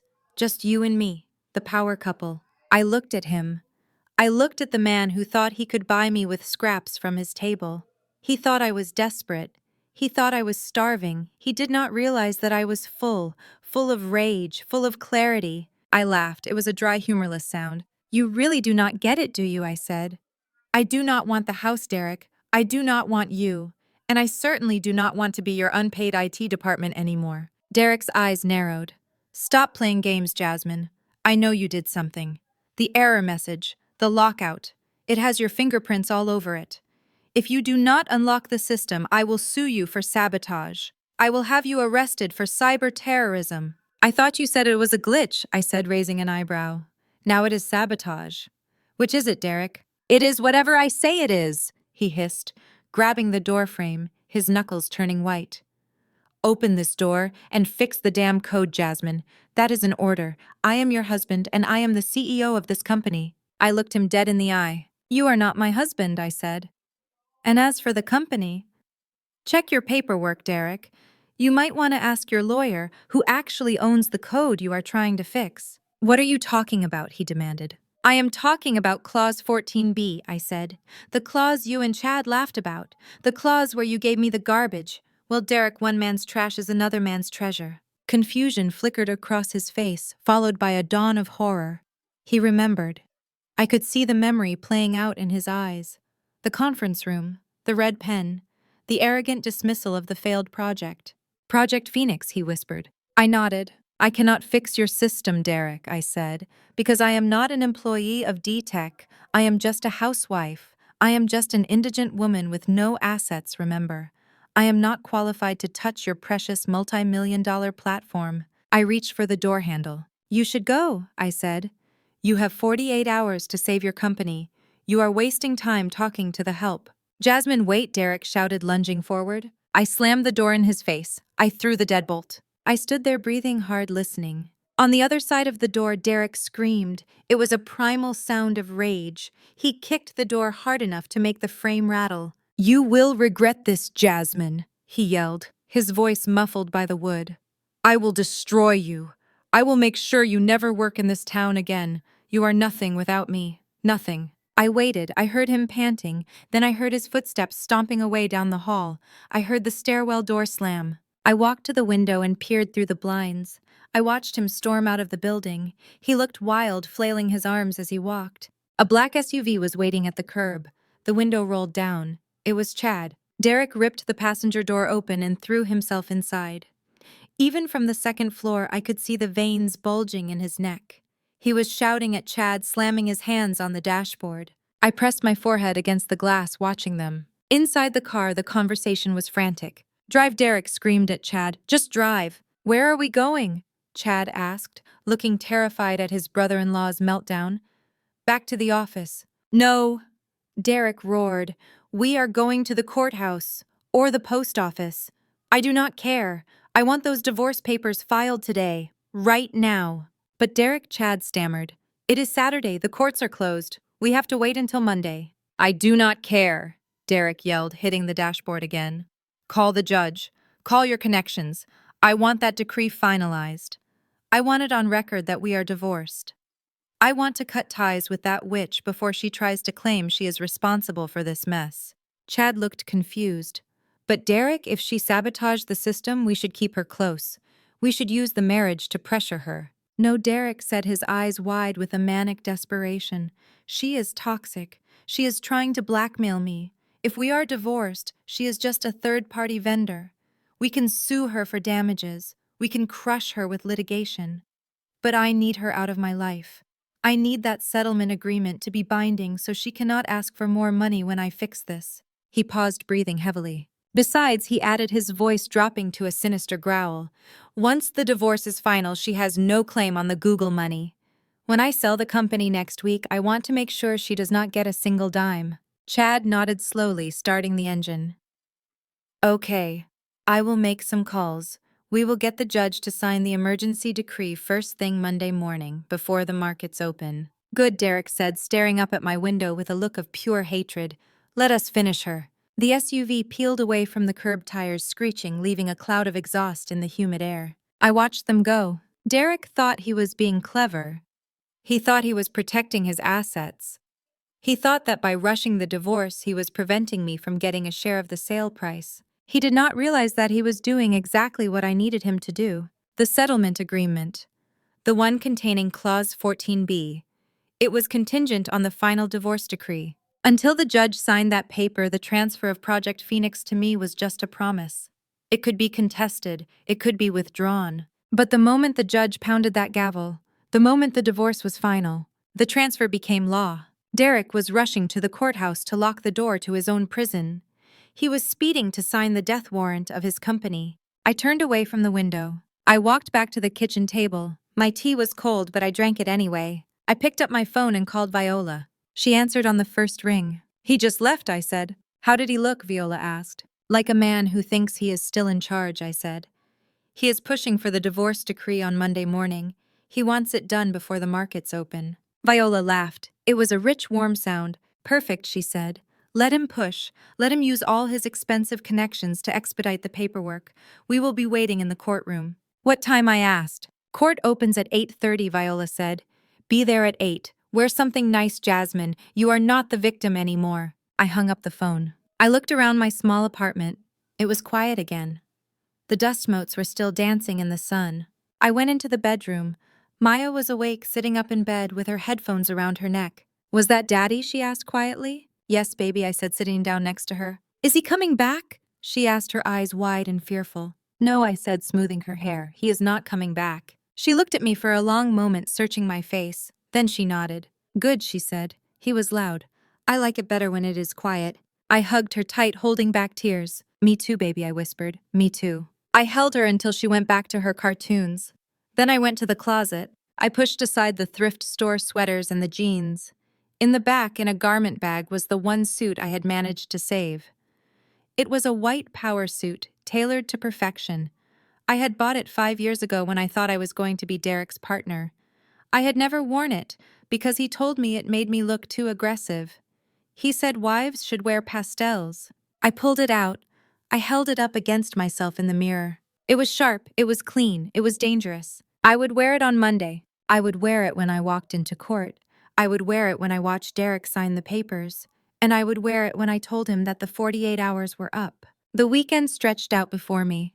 A long, quiet wait. But I did not mind waiting. I had been waiting 10 years for this moment. 2 more days was nothing. Monday morning arrived with a sky that was painfully bright. The sun reflected off the glass facade of the Fulton County Superior Court, turning the building into a towering pillar of fire. I stood at the bottom of the wide stone steps, adjusting the lapels of my white suit. It was the first time I had worn it, and it fit like armor. The fabric was crisp and cool against my skin, a sharp contrast to the thrift store sweater I had worn to the settlement meeting just days ago. Beside me stood Viola Davis. She was wearing a royal blue dress that demanded attention, and carrying a leather briefcase that looked heavy enough to bludgeon a man. She did not look at me. She looked straight ahead at the doors of the courthouse with the focus of a predator scenting blood. "Are you ready?" she asked, her voice low and steady, amidst the noise of the city traffic. I checked my watch. It was 7:55. The market opened in 95 minutes. Derek's deadline with Google expired in 2 hours. "I have been ready for 10 years," I said. We began to walk up the steps. As we neared the entrance, a commotion erupted near the street. A black SUV with tinted windows screeched to a halt at the curb. It was followed by 2 news vans. Derek had called the press. Of course he had. Even as his empire burned, he could not resist the urge to perform. He needed the world to see him as the victim, the noble businessman finalizing his divorce from a troubled woman so he could save his company. The doors of the SUV opened. Chad stepped out first, looking flustered and aggressive, his tie slightly askew. Then Derek emerged. He was wearing sunglasses even though it was overcast. He waved to the cameras, but his smile was tight, a grimace that did not reach his eyes. And then, to my disbelief, Chloe stepped out. She was wearing a black dress that was far too short for court and heels that clicked loudly on the pavement. She clung to Derek's arm like a terrified accessory. The reporters swarmed them. "Mr. Brooks, is it true the Google deal is in jeopardy? Derek, what is happening with the D-Tech servers? Are the rumors of sabotage true?" Derek stopped halfway up the steps.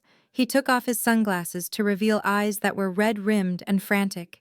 He raised a hand for silence. "Everything is under control," he announced, his voice projecting over the noise. "We are here to finalize a difficult chapter.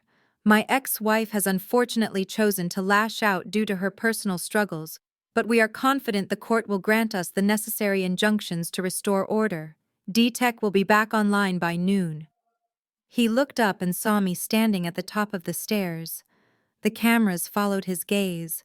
Flashbulbs erupted in my face, blinding white lights that made me blink. "Mrs. Brooks, do you have a comment? Did you hack your husband's company? Is it true you are seeking rehab?" I did not speak. I did not look at the cameras. I looked only at Derek. I held his gaze across the distance. I saw him falter. I saw his step hitch. He had expected to see a broken woman in sweatpants. He had expected the Jasmine who begged for medicine in the rain. Instead, he saw a woman in white standing tall, looking down at him. Viola placed a hand on my back. "Do not engage," she whispered. "Let us go inside." We turned and walked through the metal detectors, leaving the circus behind us. The courtroom was cold. It smelled of floor wax and old wood. We took our seats at the table on the left. I sat with my back straight, my hands folded on the table. Viola opened her briefcase and laid out a single file folder. It was thin. We did not need mountains of paper today. We just needed one specific document. Derek and his team entered a moment later. It was not just Chad. He had brought 2 other lawyers from his firm, older white men with gray hair and expensive suits. They bustled in, filling the table on the right with stacks of binders and laptops. They looked important. They looked busy. They looked worried. Derek sat down, but he could not sit still. His leg bounced up and down under the table, shaking the water pitcher. He kept checking his phone, which I knew showed a flat line of 0 activity on his company servers. Chloe sat in the gallery behind him, chewing gum and looking at her nails. Judge Holloway entered the room. She was a formidable woman in her 60s, with glasses perched on the end of her nose, and an expression that suggested she had absolutely no patience for nonsense on a Monday morning. "All rise," the bailiff shouted. We stood, we sat. The gavel banged. "We are here for an emergency hearing in the matter of Brooks versus Brooks," Judge Holloway said, looking over her spectacles. "The plaintiff has filed a motion for an immediate final decree of divorce and a declaratory judgment regarding corporate assets. This is highly unusual given that the initial filing was only a week ago." Chad stood up, buttoning his jacket. He put on his best voice, the one that sounded reasonable and authoritative. "Your Honor, We understand the expedited nature of this request. However, we are facing a crisis. The defendant Jasmine Brooks has engaged in malicious cyber activity that has paralyzed D-Tech Holdings. We have a pending acquisition with Google worth $100 million that is set to expire at 10 a.m. today. He gestured dramatically toward me. Mrs. Brooks has refused to cooperate. She is holding the company hostage. We need the court to issue a final decree confirming that Derek Brooks is the sole owner of D-Tech and all its intellectual property so that we can legally bypass her interference and restore service. We need a court order giving us clear title to show Google that she has no claim. The judge looked at me. Mrs. Brooks, is this true? Are you interfering with the company? Viola stood up. She did not rush. She moved with a slow, deliberate grace. Your Honor, my client has not touched D-Tech's servers. She has simply updated the security protocols on her own private property. Chad jumped up. Objection. That property belongs to D-Tech. It is marital assets. It is not, Viola said, her voice slicing through the air like a knife. And we have the document to prove it. Judge Holloway held up a hand, silencing Chad. Mr. Sterling, sit down. Ms. Davis, explain. Viola walked to the center of the room. Your Honor, the plaintiff is asking for a divorce decree. They want to sever all legal ties with my client. They want to ensure she gets no alimony, no house, and no share of the company sale. That is correct, Chad said smugly. We have a signed settlement agreement. Exactly, Viola said. And my client is more than happy to give them what they want. She turned to look at Derek. He was staring at her, confusion clouding his panic. We do not contest the divorce, Viola announced, looking back at the judge. We do not contest the validity of the settlement agreement. In fact, we demand that it be enforced immediately. We agree that Derek Brooks owns 100% of D-Tech Holdings. We agree that Jasmine Brooks has no claim to the company shares or the Google money. The courtroom went silent. Chad blinked. He looked at his partners. This was not what they expected. They expected a fight. They expected me to beg for a payout. Judge Holloway frowned. If you agree to all terms, Ms. Davis, then why are we here? Why is the system down? Because, Your Honor. Viola said, dropping the bomb. While Mr. Brooks owns the company, he does not own the engine that makes it run. Viola picked up the thin file from our table. She walked to the bench and handed it to the bailiff, who passed it to the judge. Exhibit A is the settlement agreement drafted by Mr. Sterling himself and signed by both parties 3 days ago, Viola said. Please direct your attention to Clause 14B. I watched Chad. I saw the blood drain from his face. He remembered. He looked at Derek, and Derek stopped bouncing his leg. He went completely still. Viola continued, her voice ringing off the mahogany walls. In this clause, the plaintiff Derek Brooks explicitly transfers sole ownership of a project known as Phoenix to my client. He lists it as a liability. He waives all claims to it. He grants her exclusive rights to the code, the data, and the server access. Judge Holloway flipped through the document. She found the clause. She read it. She looked up. I see it, she said. Clause 14B. Wife assumes sole ownership. Yes, Viola said. Now here is the problem, Your Honor. D-Tech's entire platform operates by calling upon the Phoenix codebase. It uses my client's servers to authenticate users, to process data, and to function.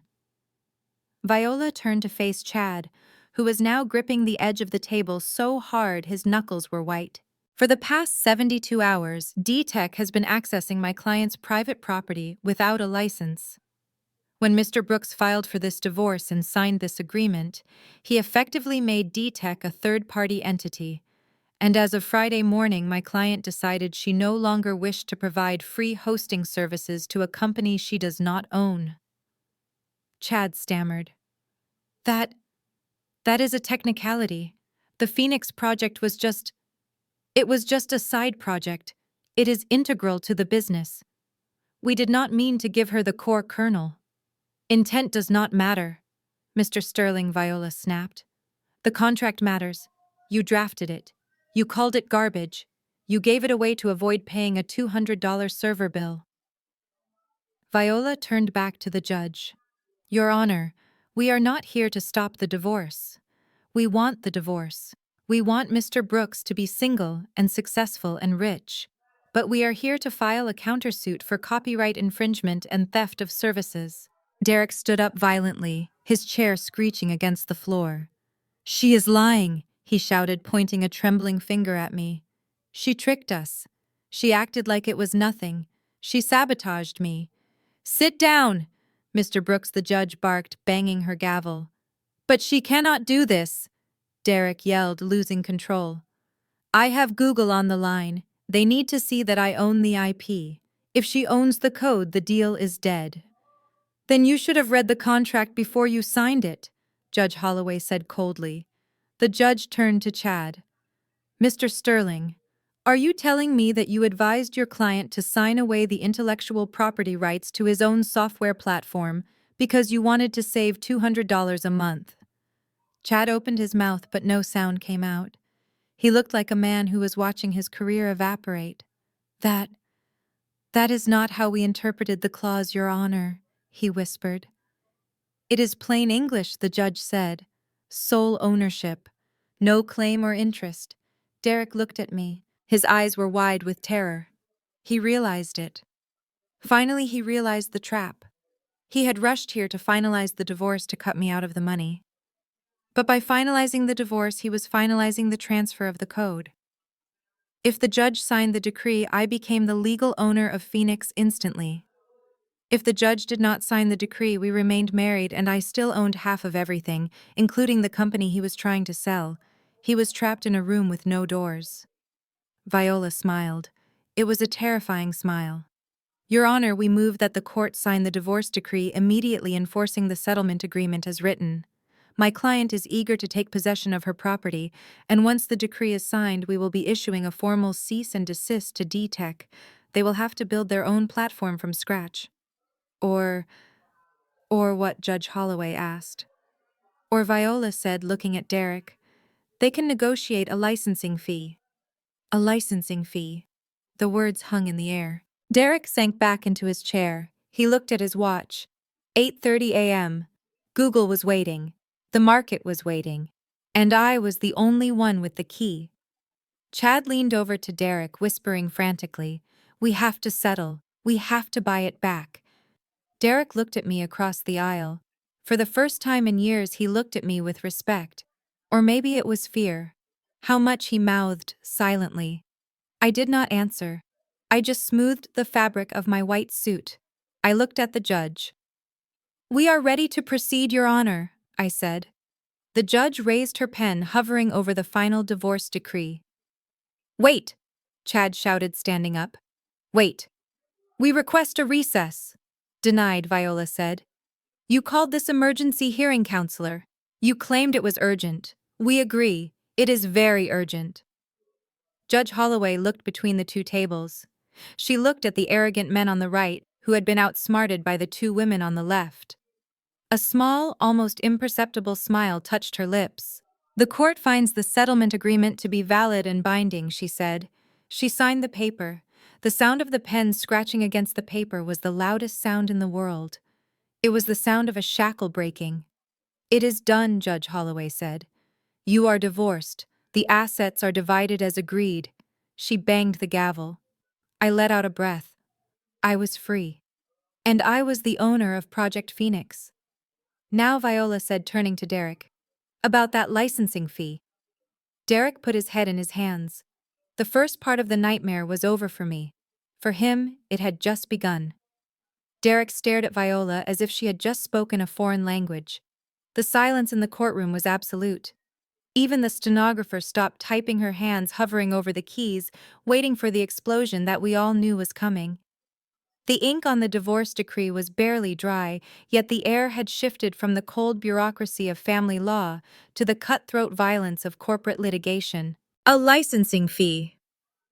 Derek repeated, his voice sounding thin and strained. What are you talking about? I do not need a license for my own company. Viola did not answer him directly. She reached into her briefcase and pulled out a second file. This one was thick, heavy, and bound in red legal tape. She dropped it onto the table with a thud that echoed like a gunshot. "Your Honor," Viola said, addressing the judge with cool precision, "we have just established that my client Jasmine Brooks is the sole legal owner of the software architecture known as Project Phoenix. We have also established that D-Tech Holdings has no claim to this property." She opened the file and began laying out documents one by one, creating a timeline on the table. Exhibit B, Viola continued. A forensic audit of the D-Tech source code performed 48 hours ago. This audit compares the live code running on D-Tech's servers with the original repository of Project Phoenix. She held up a diagram. It was a visual representation of the code structure. It looked like a tree with roots. The roots were highlighted in bright red. As you can see, Your Honor, the red section represents Project Phoenix. It handles user authentication, data encryption, and payment processing. The blue section represents D-Tech's user interface, the pretty buttons and logos that Mr. Brooks is so fond of. Viola looked at Chad, who was staring at the diagram with his mouth slightly open. If you remove the red section, Viola said, the blue section collapses. D-Tech is not a standalone product. It is a skin. It is a costume worn by my client's code. And for the past 5 years, Mr. Brooks has been forcing that code to work without compensation. Chad stood up, shaking his head. "This is ridiculous. It is legacy code. It is background noise. We can replace it." "Can you?" Viola asked, her voice sharp. "Because my experts say that Project Phoenix is entangled with over 90% of your function calls. To replace it, you would have to rebuild the entire platform from scratch, and that would take 6 to 12 months. She turned back to the judge. "Your Honor, D-Tech is currently utilizing Project Phoenix to process transactions and host data. Since the divorce is final, they are doing so without a contract. This constitutes willful copyright infringement and theft of digital services." Viola handed a document to the bailiff. "We are requesting an immediate emergency injunction, a cease and desist order compelling D-Tech to stop using Project Phoenix effective immediately." Derek lunged forward, grabbing Chad's arm. "She cannot do that. If she turns off the code, the site goes down. The Google deal expires in 90 minutes. We have to show them the system is working." Chad looked at the judge, desperation beating on his forehead. "Your Honor, this would cause irreparable harm to the business. It would bankrupt the company."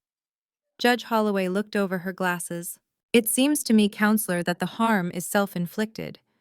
You are the one who drafted the agreement giving away the engine of your car, and now you are complaining that you cannot drive it." The judge looked at Viola. "Ms. Davis, you mentioned an alternative. You said something about a licensing fee." Viola smiled. It was the smile of a shark who had just tasted blood. "Yes, Your Honor. My client is a reasonable woman. She understands that shutting down D-Tech would be inconvenient for Mr. Brooks. Therefore, she is willing to grant a temporary emergency license to D-Tech Holdings to continue using Project Phoenix." Derek let out a breath of relief. "Fine. Fine. How much does she want? $10,000? $20,000? Just write the check, Chad." Viola shook her head slowly. "Mr. Brooks, you seem to misunderstand the value of the asset you gave away. You are not renting a parking space. You are renting the foundation of a skyscraper. Without Phoenix, you have no product. Without Phoenix, you have no security. Without Phoenix, you have no deal with Google." Viola leaned forward, resting her hands on the table. "The licensing fee is 100% of all gross revenue generated by D-Tech Holdings, including any proceeds from the sale of the company." Derek's face went purple. 100%. That is extortion. That leaves me with nothing. "It leaves you with the blue buttons," Viola said calmly. "You can keep the interface, Derek. You can keep the logo. But the money belongs to the code, and the code belongs to Jasmine." Chad slammed his hand on the table. "This is insane. Project Phoenix is garbage. It is a failed experiment from grad school. I saw the server logs myself. It was losing money." Viola laughed. It was a low, throaty sound that filled the room. Mr. Sterling, she said, walking over to him until she was standing just inches away. You saw a server bill. You saw a recurring cost. And because you are a corporate lawyer who thinks he knows everything, you assumed it was dead weight. She leaned in closer, her voice dropping to a whisper that was louder than a shout. You did not look at the dependency tree. You did not look at the API calls. You saw a cost and you cut it. You thought you were being clever stripping Jasmine of a debt. But that is the problem with people like you, Chad. Viola straightened up, smoothing her dress. That is because you do not know how to read code, counselor. You looked at a diamond and threw it in the trash because it was covered in dust. The courtroom was silent. Chad sank back into his chair, defeated. He knew she was right.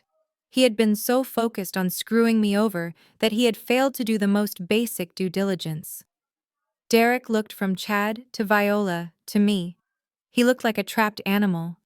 Jasmine, he pleaded, looking across the aisle. You cannot do this. We are partners. We built this together. Do not let them take it all. Think about Maya. I stood up. I looked at the man who had kicked me out into a blizzard. The man who had mocked me. I am thinking about Maya, I said, my voice steady. That is why I am taking the deal. Judge Holloway cleared her throat. Mr. Brooks, unless you can prove that D-Tech can operate without Project Phoenix, I am inclined to grant the injunction. You are using Mrs. Brooks' property without permission. Derek looked at his laptop. The screen was still black. The error message I had written was still there. Access denied. He had no argument. He had no leverage. I will sign, the judge said, raising her pen again. The cease and desist is granted. D-Tech has 24 hours to migrate off the Phoenix platform or cease operations. Or, Viola interjected, they can sign the licensing agreement. Derek looked at the clock. 9:15. If the site did not come back up in 45 minutes, Google would walk. Give me the pen, Derek whispered. What? Chad asked. Give me the pen!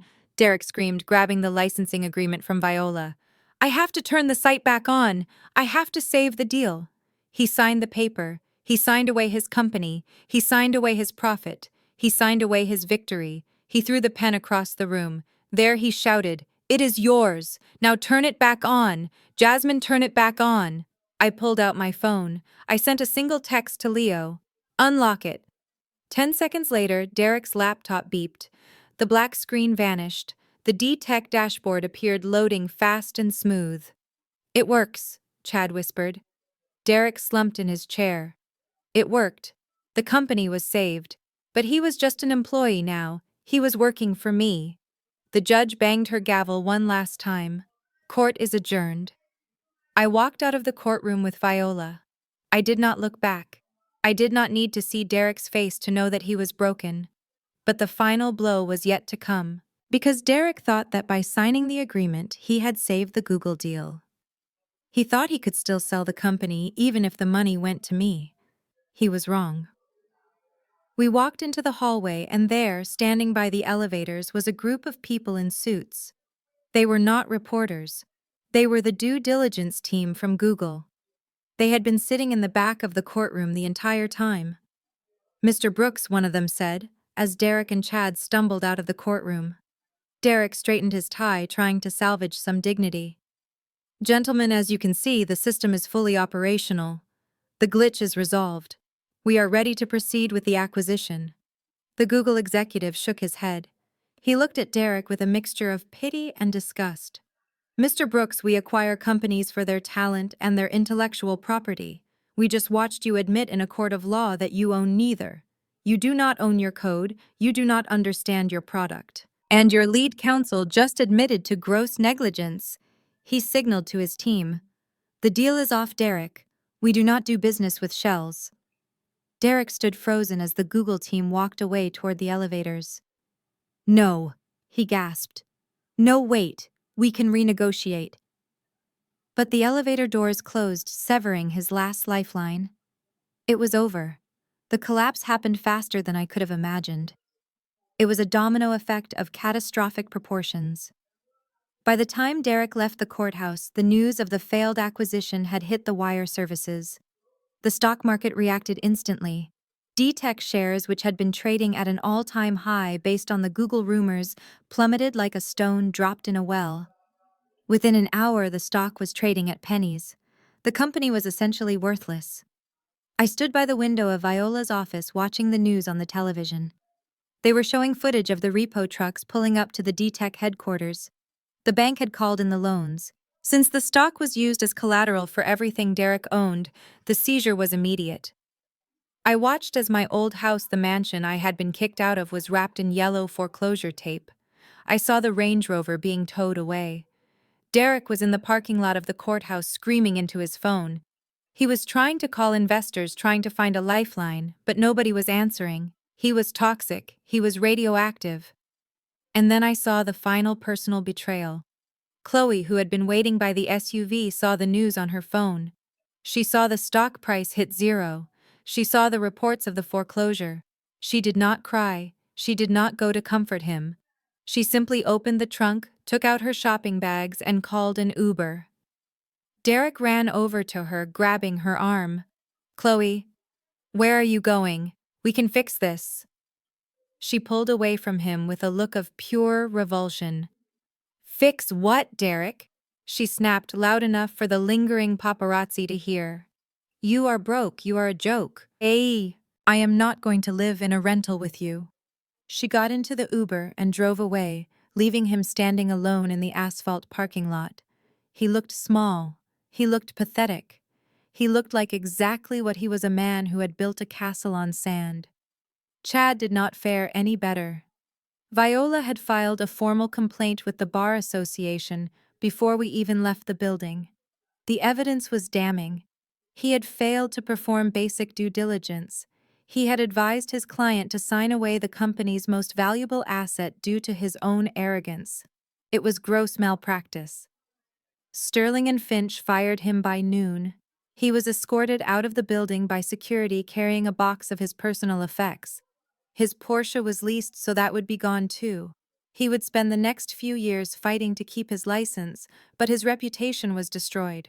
No reputable firm would ever hire the lawyer who accidentally gave away a $100 million company. As for me, I did not celebrate. I did not go out and party. I went back to the small apartment and picked up Maya. "We are going for a ride, baby," I said. "Where?" she asked. "To the country," I said. "To a place where it is quiet." 1 year later. The sun was setting over the rolling hills of the farm, turning the sky a brilliant shade of purple and gold. I sat on the porch swing, watching Maya run through the tall grass with a new puppy. She was laughing.